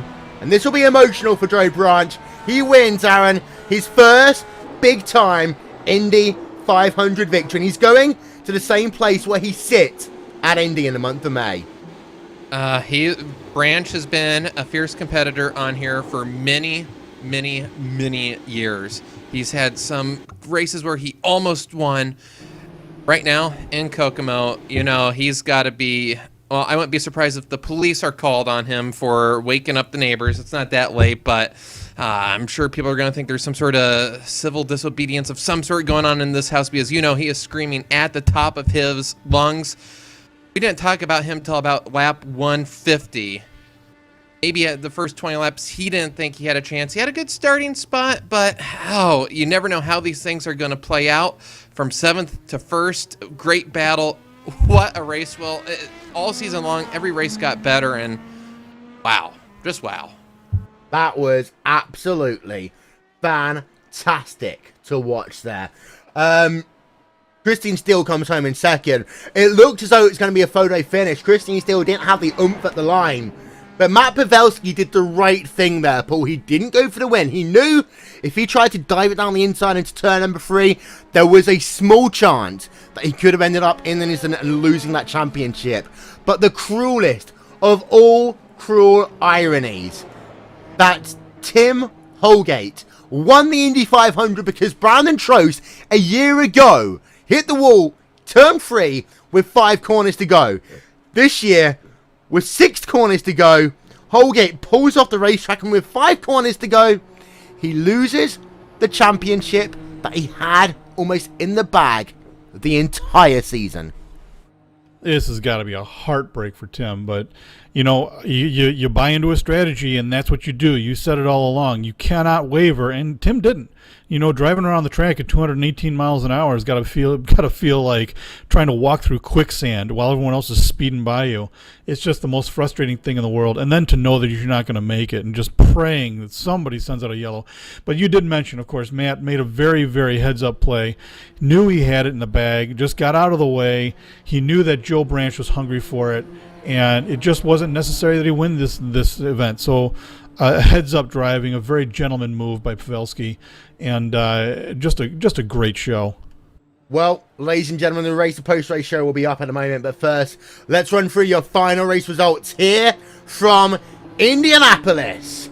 As after everything was said and done, after 500 miles of racing, fuel strategy, pit strategy, pure speed versus the mileage, as we see the donuts there. For your champion, Matt Pavelski, let's see your final race results. And it is the kid from Kokomo, Indiana. It's Joe Branch in the Snake Pit Racing number 28 machine, who claims his first big-time Indy 500 victory. Christian Steele comes home in second, 53 1,000ths of a second back. And Matt Pavelski comes home in third, and that is enough to secure him a championship. Then it's Adam Dock in fourth, Martin Nagel-Kirkin in fifth. After, let's not forget, going down to the back of the field after his strategy error early in the race. Espati in 6th. He had to slow down towards the end. Michael Chin 7th. Vic Cordell in 8th. Dave Jinks in 9th. And Brandon Trost rounds out your top 10. Further back, Christopher Demerit in 11th and Tim Holgate in 12th after running out of fuel towards the end of the event. Stanley Ench in 13th. Tim Doyle in 14th and Peters rounding out your top 15. 13 drivers on your lead lap here today. 2 drivers 2 laps down. 1 driver 3 laps down. That was Donald Strout, who finished the race in fine form. Joe Flanagan in 19th retired. Tim Miller, your first of your main retirees in P number 20. Then it's Jim McClure. We talked to him early on. He's in P21. Paul Jennings, Randy Krosno, Nars Anders, Bradley Walters, Borgenhagen, Mattinson, Ebo, and Simpson, running out your 29 car field. But there's one driver today who gets to drink the virtual milk, kiss the virtual bricks, and call themselves an iRacing Indy champion, and it's one of Indiana's own. That is Joe Branch. We'll talk to him in a moment in the Racer Post-Race Show. You're watching the 16th Street Racing League on RaceSpotTV, iRacing Live, and on IndyCar.com. We'll be back in just a moment's time. Sunday, Sunday, Sunday. Prepare to get a roundhouse of awesome square in your face hole because the 400 at the Brickyard is back at the Indianapolis Motor Speedway. It's got real bricks made of tears. Nothing's more American than the Brickyard. Not even an eagle punching another eagle at a rodeo. Gordon, Stewart, Bush, Jr. What about Jimmy? Shut up! There's a bajillion drivers. How do they all fit on the track? Witness the insanity of men. Mensanity. 400 miles of mensanity. Multiplied by 200 miles per hour equals $30. Math sucks! Still don't have your tickets? Kids 12 and under get in free. Go to Chinchillas. Bring your chinchilla. It gets in free. You got toast? Bring it, because there's tons of jam at the Brick Fest with Justin Moore, the band Perry, and Brantley Gilbert. He's hot. Who said that? Sunday, Sunday, Sunday. Rip open a NASCAR-sized can of purpose. My life has meaning. Chug it! Get out of my way! Here's your man card. It's a card made of real man. Bring it to the 400 at the Brickyard July 27th and give your prefrontal cortex a wedgie. Google it!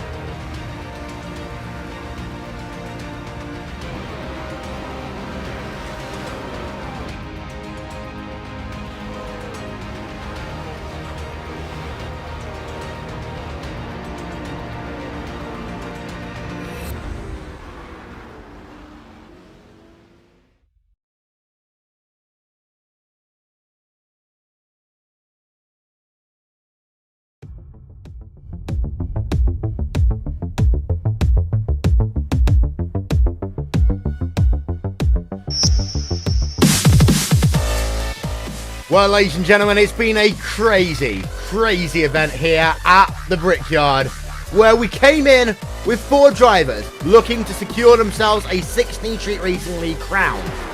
In the end, 2 of the drivers, the outsiders, ended up having themselves issues on pit road. One got a speeding penalty on the way out, one got a speeding penalty on the way in. They were eliminated, so we were down to 2. And then we had the crazy slow versus fast. The hare versus the tortoise. The fuel saving versus the going for it. And this time, on the Cathedral of Speed, it was speed that won over strategy.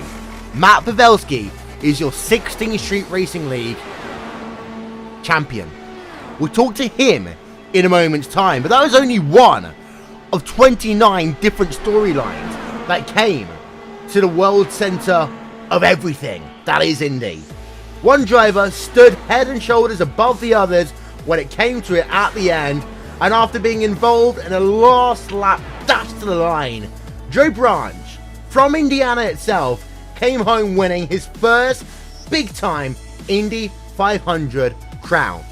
And he joins us now here on RaceSpotTV, on iRacing Live, and on IndyCar.com as we welcome you to the Racer post-race show. Will Vincent, Paul Jenkins, Aaron Likens, and your Indy 500 champion, Joe Branch.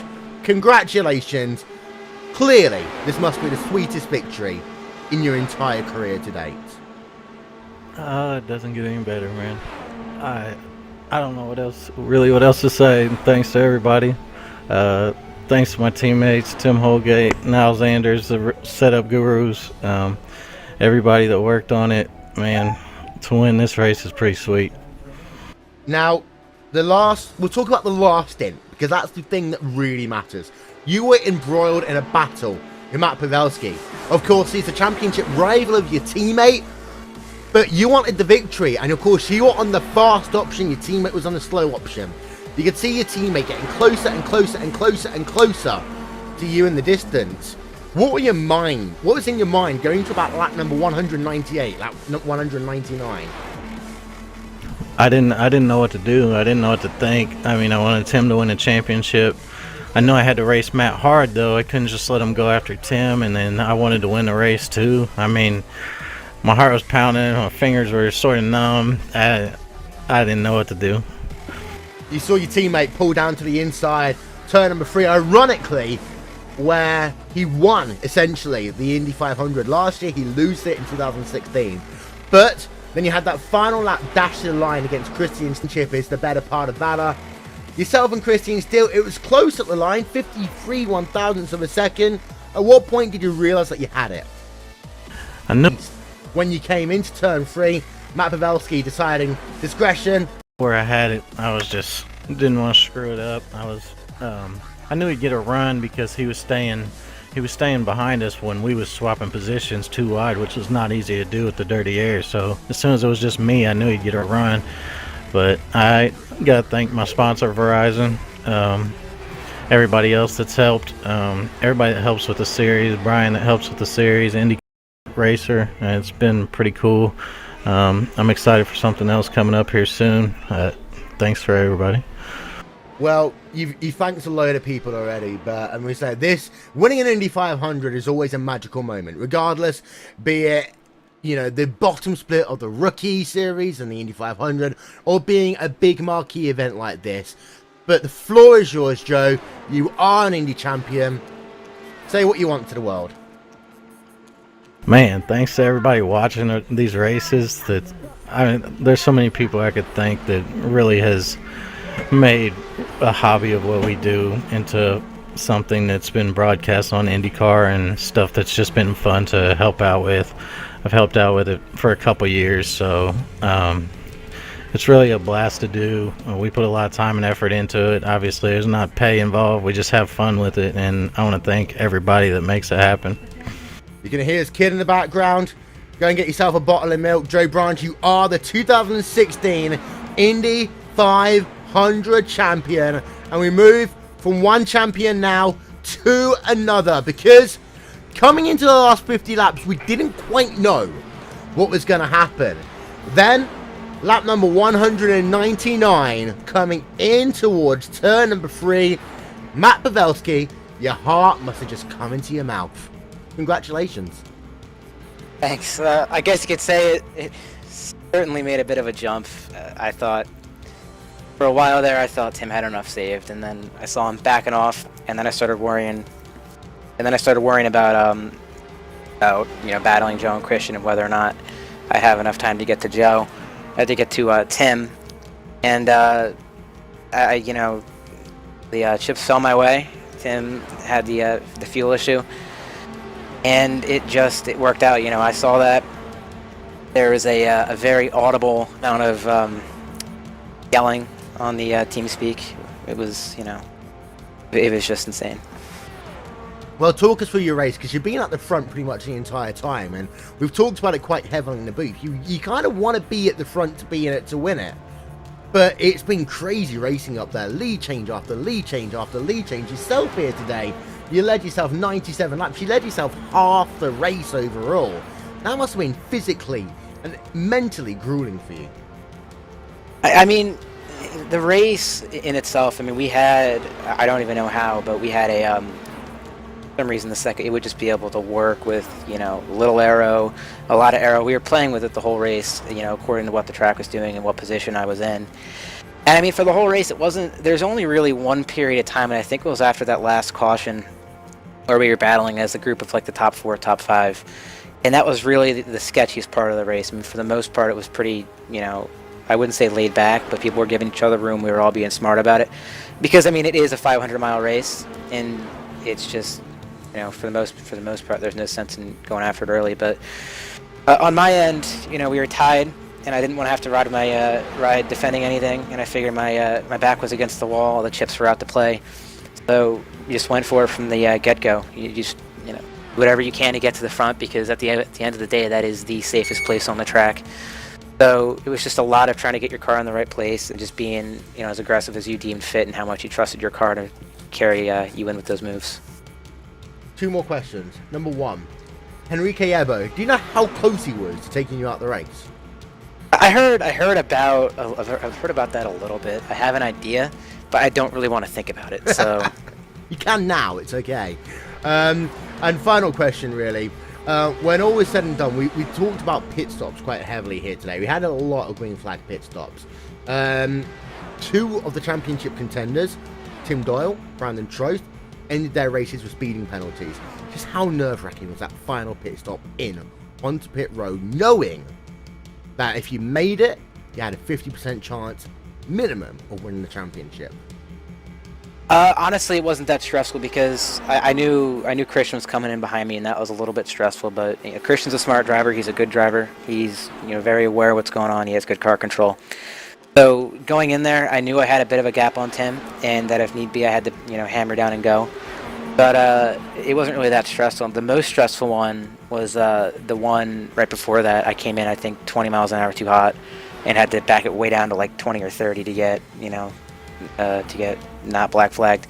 And just real quick, speaking of freaking out like that, I want to thank my team, Broken Arrow. They were excellent over the weekend. They were, you know, great in the race. They were just such a big help throughout the entire process. I can't thank them enough. You know, I got to thank Ryan, Chris, I think Brendan, just everybody who came out and helped with the setups. And I got to thank Ryan and Mike Perry and Chris and Dave Jinks and Gary Borkenhagen, all those guys for just, you know, helping keep me calm in the car and just keep running the fuel numbers for me, do the strategy, and just like I said, you know, if I screwed up like that, just keep me calm, keep my eyes on the prize. So, yeah.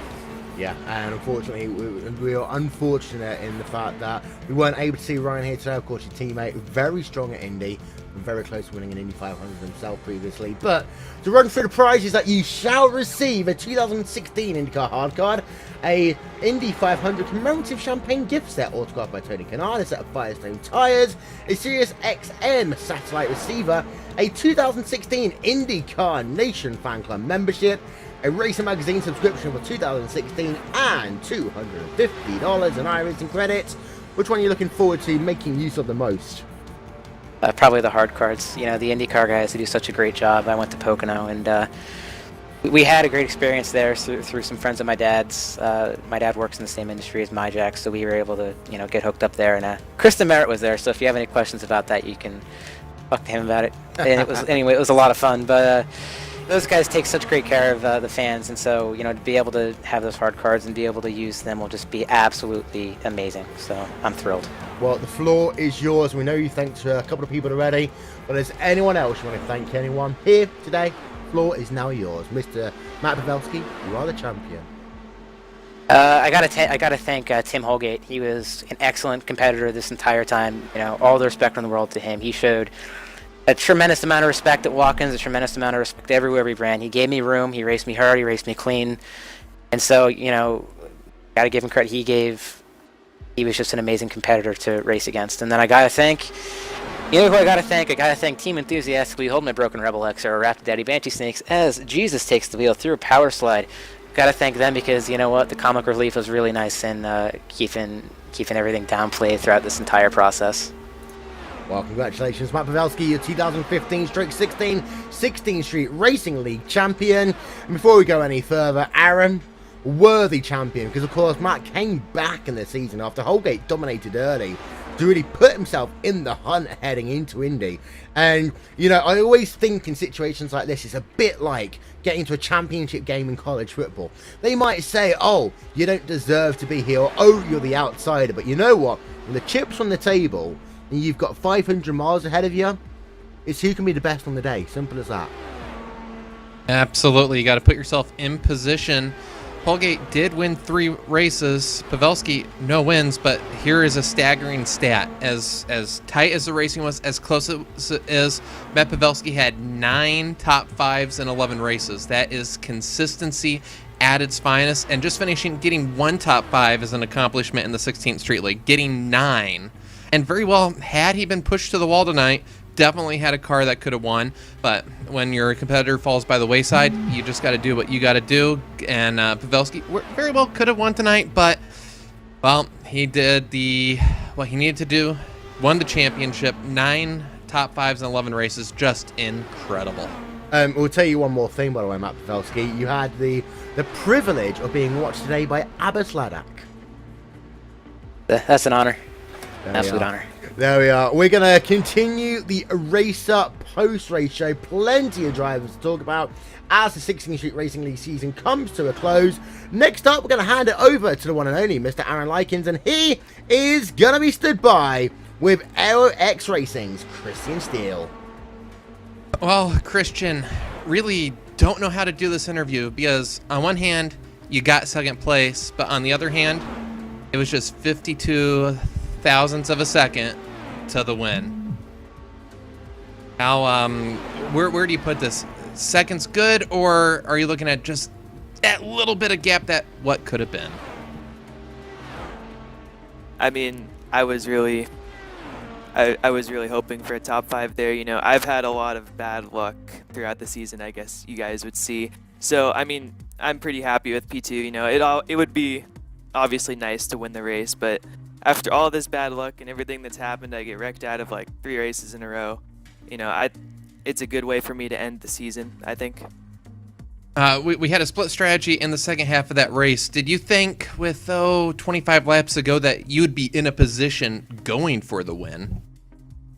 I had like John, Randy, Terry, and I had a bunch of guys helping me out with the fuel. We knew Holgate pitted on 35 to go. We knew he would have to save or pit again.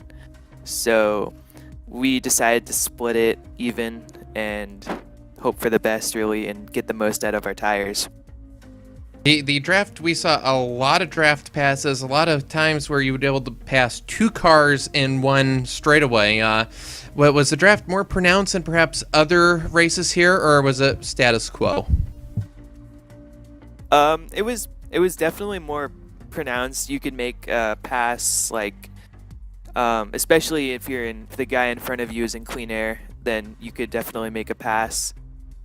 And I wouldn't, you know, you can't really pass as easily when you're in a pack because the guy in front of you has the draft. So it kind of balances itself out. You know, it still is the same. But you sounded happy with second. Is there anything tonight, tomorrow that you're going to think, well, maybe if I would have done this on lap 199 or 200, did you have anything for Joe Branch? I mean, I think I could have trimmed out a bit more wing, and I also, on my second to last pit stop, I did miss my box there, so I think if that didn't happen and I trimmed out my wing, I think I could have won the race, but such is life, so. Well, still second place in the 16th Street Indy 500. Very incredible run. Who would you like to thank? Everybody at Banshee X. We worked on the setup for a pretty good amount of time, and we were really struggling there at it came down to the last 30 minutes, and I found something out that we were able to make the car last, and we had a really good car over the long run. I'm really pleased with that. Well, second place here tonight. Do you think maybe looking ahead to future seasons that this is the turning point that bad luck gets shaken? I certainly hope so. I mean, I'll be ready for next year, hopefully, and get improved on those road courses, and hopefully I can make my own run for a championship like Matt and Tim did. Well, that is Christian Steele finishing second by just 52 thousandths of a second. Very close finish and already looking ahead to next season, Will. Yeah, Christian Steele, one of the up-and-coming talents here on the IndyCar side of things on the iRacing.com service. Let's head it back a position, shall we? Paul Jenkins is stood by with the guy who, at one point, Paul, was very close to potentially winning this race on that kind of mid-strategy. Burn it to the end, slightly off sequence. Adam Dock ends up with a top 5 finish. Over to you, Paul. And Adam, pretty exciting race for you. And starting 17th, your strategy had to have been a little bit different from everybody else. Did you have a specific strategy going in? Yeah, it sounds kind of corny. My strategy was just to survive. I mean, it's 200 laps. There's no reason to get in a hurry on lap 10. Just take your time. It'll come to you.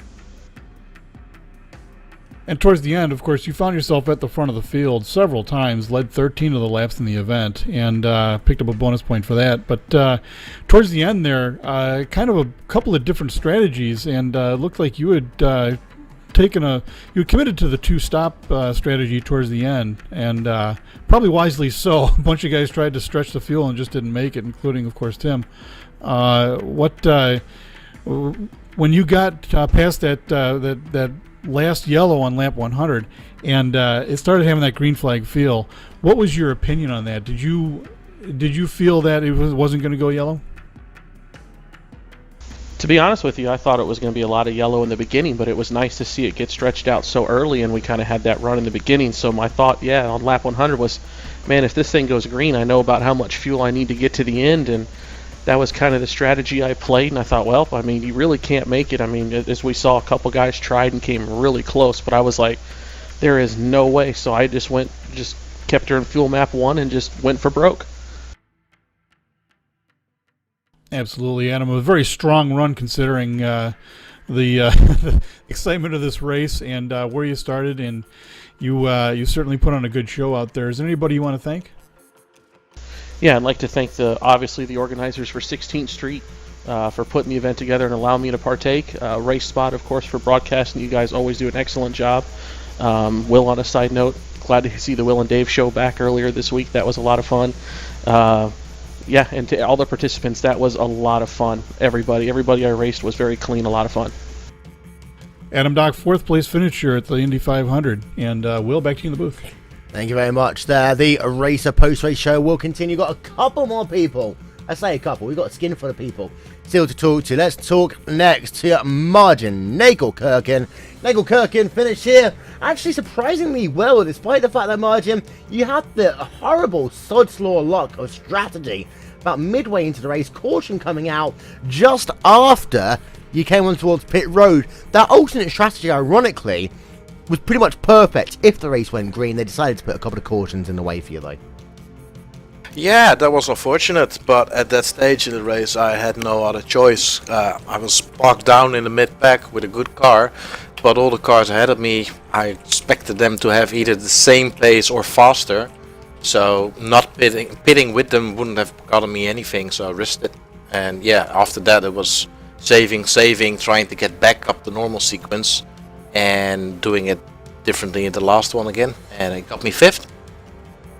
Well, take us through the recovery drive, because of course coming back to being last on the lead lap, having to work your way through the field on a track which, some will say it's been kind of moderately easy to overtake today, but it's also very easy to get overtaken.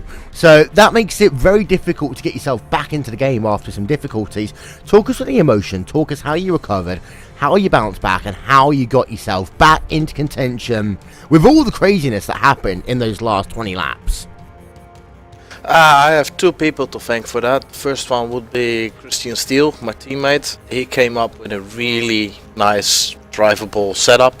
We could just strip off aero, put on aero, and it would still be nicely balanced. That allowed me just to concentrate on the laps.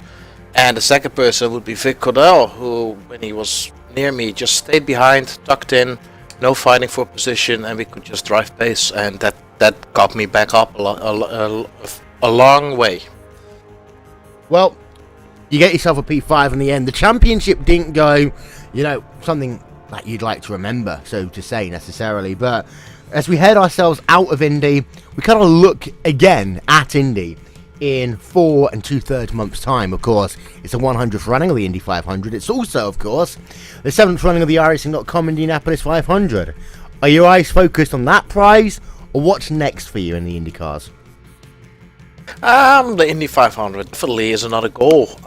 We run it in ISO WC, we run it in 16th Street, we run it in iRacing, and that's the 3 big ones you want to win or have a good result. So yeah, that's definitely something I'm looking forward to. Well, before we let you go, Martin, we'll give yourself a quick chance to give a shout out to your teammates and your friends if you'd like at the end of the season.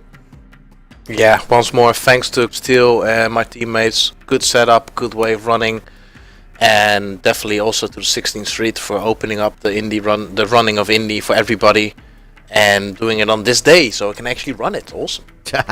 Martin Egelkirchen coming home with a decent finish here today at Indianapolis. Going to hand it back to Paul. Paul stood by with Austin Espity, who comes home with a top 10 finish in that Treble 7 car. Of course, we did see him pretty high up, getting towards the end of the event, but pit stops decided to play their part. And Austin, 6th place finish here, nothing to really sneeze at, but you were up in the front of the pack for quite a while there, and kind of dicing around with the front guys. And early on in the race, with all the cautions, did you have a specific strategy in mind?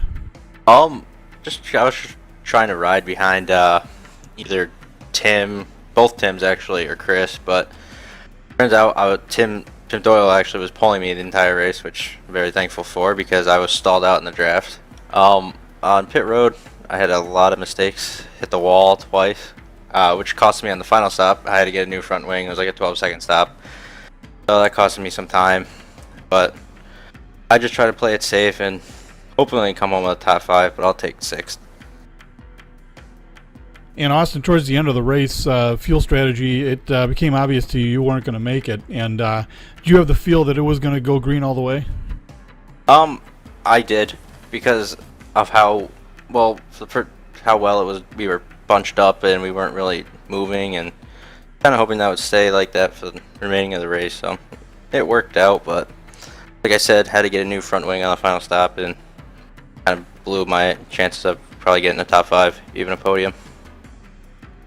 And of course, we were talking about that pretty much all broadcast, how the pits here can be very tricky when you come sailing in there after such a long stint at speed. And obviously, it was something that worked on you a bit. But now that 16th Street is over, what's next for an Austin Espity? I'm probably gonna take a break, wait until Joe's series starts back up. Then I'm probably gonna stay away from official racing, but just continue doing leagues like this because they're amazing. Can't thank Brian and everyone else enough for putting it on. And while you're on that roll, anyone else you want to give the nod to? Basically everybody who's helped me throughout the season. I've been working with basically a couple different people throughout the entire season, so all those guys that really just helped me too, because I was the only guy for my team, so support from everybody was really good. Austin Espity, 6th place finisher here at the Indy 500 after a solid run. Just a couple of mistakes cost him from the top 5. So we'll see him here soon. And Will, back to you. Yeah, thanks. And before we go any further, it'd be interesting to have a quick chat here and about the fact that, this is sort of thing, very close to, if there was just like 1 or 2 things that didn't happen, it might have been a little bit. That's the thing with Indy. One mistake can be the difference between you being on pit road with a speeding penalty and you being fighting for the end of the race, or you being in traffic or not in traffic, or the fact that you're running by yourself and you've lost the draft. Anything can happen here at Indy. And that's what's been bringing people to 16th and Georgetown for over 100 years. It's that fact right there that in racing, you never know. You can have the fastest car. Well, I mean, let's go back to 1912. Ralph De Palma led 196 laps and it win the race. Oops. It's been that type of drama that's been at Indy for over 100 years now. That is it's been the pinnacle of motorsport for over 100 years. And if it were predictable, if it weren't for those minor things, then what would the excitement be? Well, precisely. I mean, that is, in my opinion, really why we race what we do, because we have to take the risks in order to get the rewards. One of those drivers, actually, he did take a lot of risks and in some ways had some rewards going his way, but then didn't go his way in the end. Christopher Demerit, and of course we're expecting Aaron to see him there or there in the fight. He was my pick for the race. He actually did lead, or get himself, he led a total of 11 laps here today. Got himself to the front of the field, was at the front of the field towards the sharp end of the race. Ends up, though, disappointing body by his standard. He stood by with you.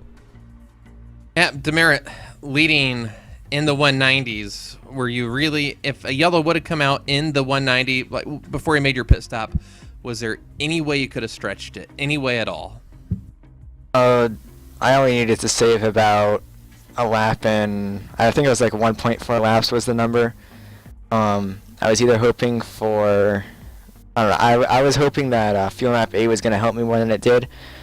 I had mixed feelings about a caution, since that would mean Holgate and Matt would have to battle it out, but overall, I honestly, the handling of our the Broken Arrow car this weekend was just great, and I had a blast, even though it didn't quite work out for my race. Have to ask, when you made your pit stop, as you pull onto pit road, the then leaders go by.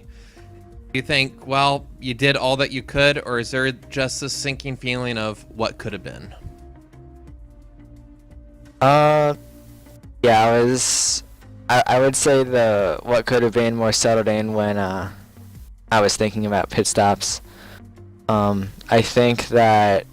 think one of the times I was the last car to pit, and then the next time after that it was Holgate and I, so I knew now that I could probably have saved another lap that would have bought me the win, but honestly, I was just in for the fun. I wasn't going for points, so I saw an opportunity, maybe went on fuel mileage, and I went for it, and it didn't work out, but I had a great time in that race. Well, that's what it's all about. Came just a couple laps short, led 11 laps. That is our fourth most laps led. Came close. Anybody want to thank for your almost fuel mileage win? Gotta thank everyone at Broken Arrow, especially Matt and Ryan Norton for helping out this weekend. Brandon Treno, all the guys on Broken Arrow for this. We had a great car, and honestly couldn't be happier for the 11th place that I got. Well, as we just said, leading into this interview, we race for that, and 11th place for Christopher Demerit doesn't really show just how close he came to winning here tonight. I tell you what, though, there was one driver who was very, very close to not only winning the race here today, but winning the championship. We'll talk to him in a moment's time, but first we'll hand it back to Paul. Paul stood by with Brandon Trost, who, well, again, was one of those drivers that coulda, shoulda, woulda, coulda. However, this year, Paul, it was a speeding penalty that put paid to his chance. And Brandon, as Will alluded, a heartbreaking letdown for you. But let's take you back first to the start. Of course, a very good start for you, and pretty much at the front of the field the whole time. And, of course, we knew last year you had a fuel strategy in mind. Did you have that in the back of your mind when you got into this race? The basic strategy at fuel was stay out as long as possible, save fuel behind people and don't do anything stupid like last year.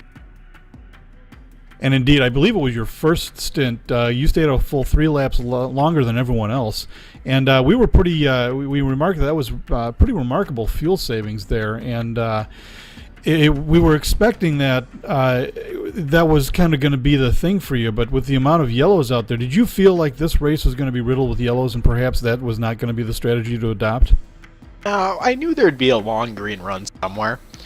We had those yellows in the middle of the race, but really they were few and far between for the most part. It just seemed they fell in the same area because that last run was nice and long at the end. And so let's talk about what we don't want to talk about, the speeding penalty. What happened?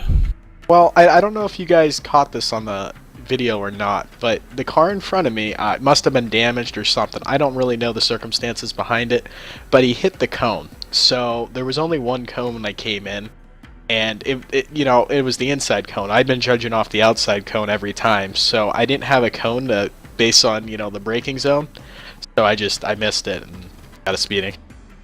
And I did notice that I don't know if the camera was on it, but I did notice the car dragging a cone along, and come to think of it, that did seem to be what had happened there, and a real unfortunate break for you, especially considering you were really, you had the car to beat pretty much all day. You were up front, you were making passes, and throughout the race, you guys were doing a lot of leapfrogging. Was that an effort to try and gain some distance from the rest of the pack, or was it just a matter of having the momentum and just making the moves? Honestly, I wasn't trying to leapfrog anyone. What I was trying to do, I wanted to stay in front of Pavelski and Holgate and Doyle, and I really couldn't. So I tried to sit behind them because I had more downforce. But you'd get into situations where you had a big enough run, you kind of had to make the move, or else you were going to lose too much time and someone was going to run you over. Yeah, and it was something we were talking about also. Is of course, this is a track of momentum, and you want to be careful lifting because you can get run over from behind. It's happened to me plenty of times, and Indy seems to love me. But so a 10th place finish, pretty much a disappointment for you, Brennan. What's next for a Brennan Trost? What are you going to do from here now that 16th Street is over? Well, probably take a break a little bit. Maybe do some Winter Series stuff, maybe a little bit of fixed stuff, and wait for next season. Any thoughts about doing the Indy 500 here in May? The last 2 times I've done that on a tablet. So if it's that way again, probably not. That doesn't go very well. And anybody else? Anybody you want to thank for this? Adam Dock for the setup work. Christopher Demerit for his setup work when he was on the team formerly. Pavelski for his former setup work. Everyone that used to be on the team who helped out building that set. Jennings, everyone who left the team recently. Major help for us, so gotta thank those guys. Of course, Adam Dock, who's still on the team. And all right, Brendan, 10th place finish for Indy 500 here. 8 laps led, did get a bonus point on that, and so we will send it back to Will. Indeed so. Last, and very not least, the guy who came second place in the championship. We didn't really have the day he wanted for the last 2.75 miles, but for about 190 something of those miles, he was there. He was having himself a good race. He had a chance of not only winning the 16th Street Racing League Indy 500, but also a chance of retaining his championship crown. But then, it all changed. Lap number 199, and Tim, how ironic, where you saw a driver have an incident and you became an Indy champion last year, same place where you lose your championship this year. Yeah, that irony didn't go unnoticed. It was, the strategy just didn't go for us today. We had a little bit of a goof on how many laps there were to go. I thought there was 34, and in fact there was 35. We would have made it. If we would have made it if I had conserved the entire time.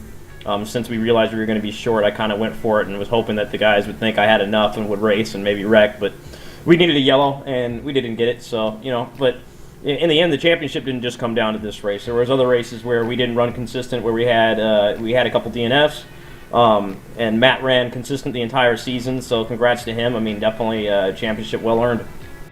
Now, you talk about the championship, 343 points, 19 points back behind Matt Pavelski at the end of this one. But you went onto that alternate strategy compared to Pavelski. Was that simply because of the fact that you didn't feel the car wasn't that strong on the second half of the run? We've not only seen you kind of sliding that back end around, we've seen Tim Doyle do it. We saw, of course, Jim McClure lose his car midway into a run earlier on. Was there just an issue of that race car late on that prevented you from doing the same strategy as your competitors? No, I felt good about the car. Okay. I felt pretty solid on it the whole time. Sometimes we were just getting a little bit aggressive with the jacker and with the tools while I was behind traffic, because most of the time we were just trying to save fuel. Half the time when I was back there, I was in fuel map 2 or 3, so we weren't pushing it at all. Now, from this stage on, the championship's been passed over to Matt Pavelski. You don't go away empty-handed. I feel like a game show host when I do this time. Of course, you've had yourself a great season, and prizes come your way as well. A Sirius XM satellite receiver, 2016 IndyCar Nation Fan Club membership, 2016 Racer Magazine subscription. Don't forget, by the way, you can get the latest Racer Magazine either online or in stores now, and $150 in iRacing credits. But I'm guessing you're looking forward to the month of May when you get to revenge yourself and get yourself back to the Indy 500 one more time. Yeah, definitely. If I'm in town, I'll be in for that race. Last year I was out doing some real world racing, so I wasn't able to make it. Not sure if I'll be in the same situation this year, but in the end, I'll take being in a real race car any day over being in a sim car. This is awesome stuff, but sometimes you just have to have priorities. And just before we let you go, Tim, the floor is yours. Anyone you want to give a shout out to before we say goodbye for another season to you? I definitely want to thank Brian Simpson and Mike Kitchell for putting together this league, and Joe Branch for helping with the administration, all the guys behind the scenes that do the work with that. I got to thank RaceSpot for the great broadcast you guys do. Thank iRacing for the great sim there is.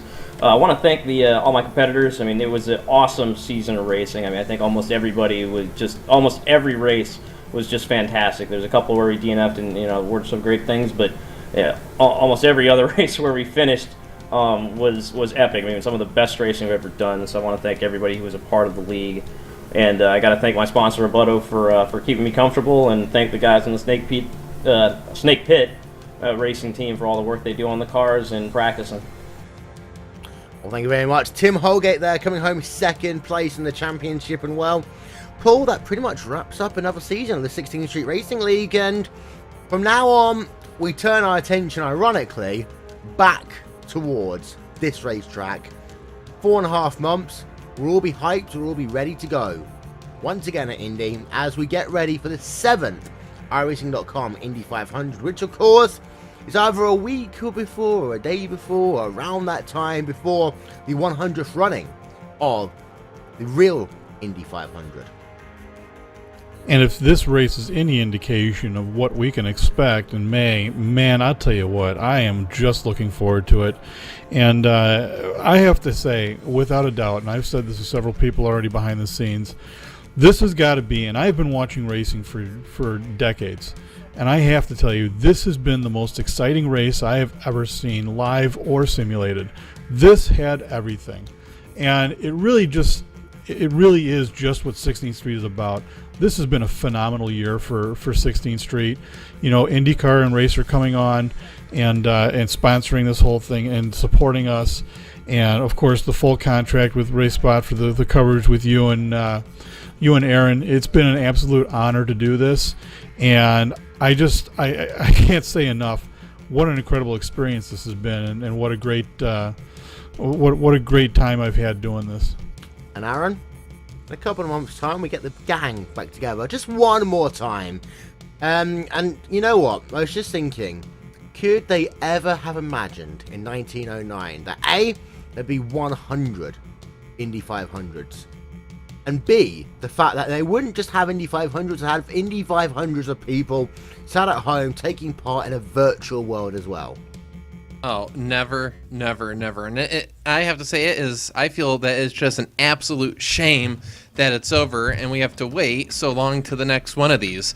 This season, with IndyCar coming on board, I don't think, in terms of Indy 500s, I don't know if we ever had a race like this. I don't know if we've seen, or even remotely close. We've had some great battles, but never so many drivers in the hunt with the championship on the line, coming down to the final turn, final lap, and for everybody involved, this is, I think, beyond what they imagined. And it's been an honor to be here in the booth with you week in, week out, Will, and all I can say is I am so pumped for the next one of these.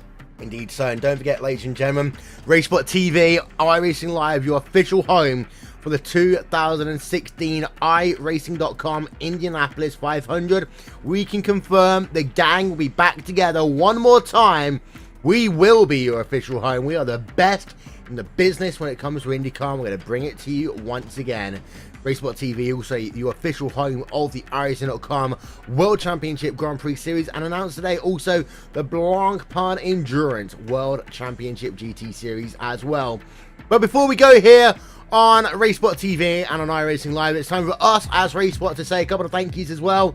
We're going to start, of course, with the guys over at IndyCar. To Brian Simpson, to one of my best friends, Mike Kitchell, for bringing all of this together. Scott Manifold, Joe Branch, for the work that they do behind the scenes as well. You guys see a broadcast and see the work that we put in, but we don't get to broadcast great races for you guys unless the people running it do a good job behind the scenes. So thank you so much to the people over at the 16th Street Racing League and at IndyCar themselves for ensuring that this year has been a success. Next, thank you so much to Verizon for being the pre-race coverage sponsor, and to Racer Magazine for being the post-race show coverage all season long. Also got to give a huge shout out to Paul Jenkins, to Aaron Likens, to Hugo Louise, to Rachel Whiteford, Cam Walsh, and everyone who's been involved. A part of our commentary, our broadcast, our technical, our promotional crew here on RaceSpotTV. This has been one of the biggest, one of the best series that we have done all year long. It's actually been one of the best races that we've ever done here tonight on RaceSpotTV. We were talking about that one off air. And thank you, as always, to all of the drivers that has participated, be it in one event or be it in the entire season. Be it running towards the rear of the field or be it battling out front. And I'll say one thing. The whole people that say if you ain't first, you're last, they're liars. Doesn't matter where you are. If you're winning races or if you're towards the rear of the field, if you're having fun, that is all that matters. And thank you also to the fans. I mean, I've been joking about it all season long. IndyCar versus NASCAR. Well, you know what? We won the ratings. RaceSpotTV, we're still the best. We always will be the best. So thank you to the fans for helping make this an exciting series for us to broadcast. The write-up will be available on the racer.com website in a couple of days' time, so don't forget to check that one out. Our aerial coverage has been brought to you by And1 Design. Pre-race coverage and this presentation of the 16th Street Racing League has been powered by Verizon. This has been a Racer post-race show. I've been Will Vincent, Paul Jenkins, Aaron Likens. We'll see you in May. We're going back to Indy again soon.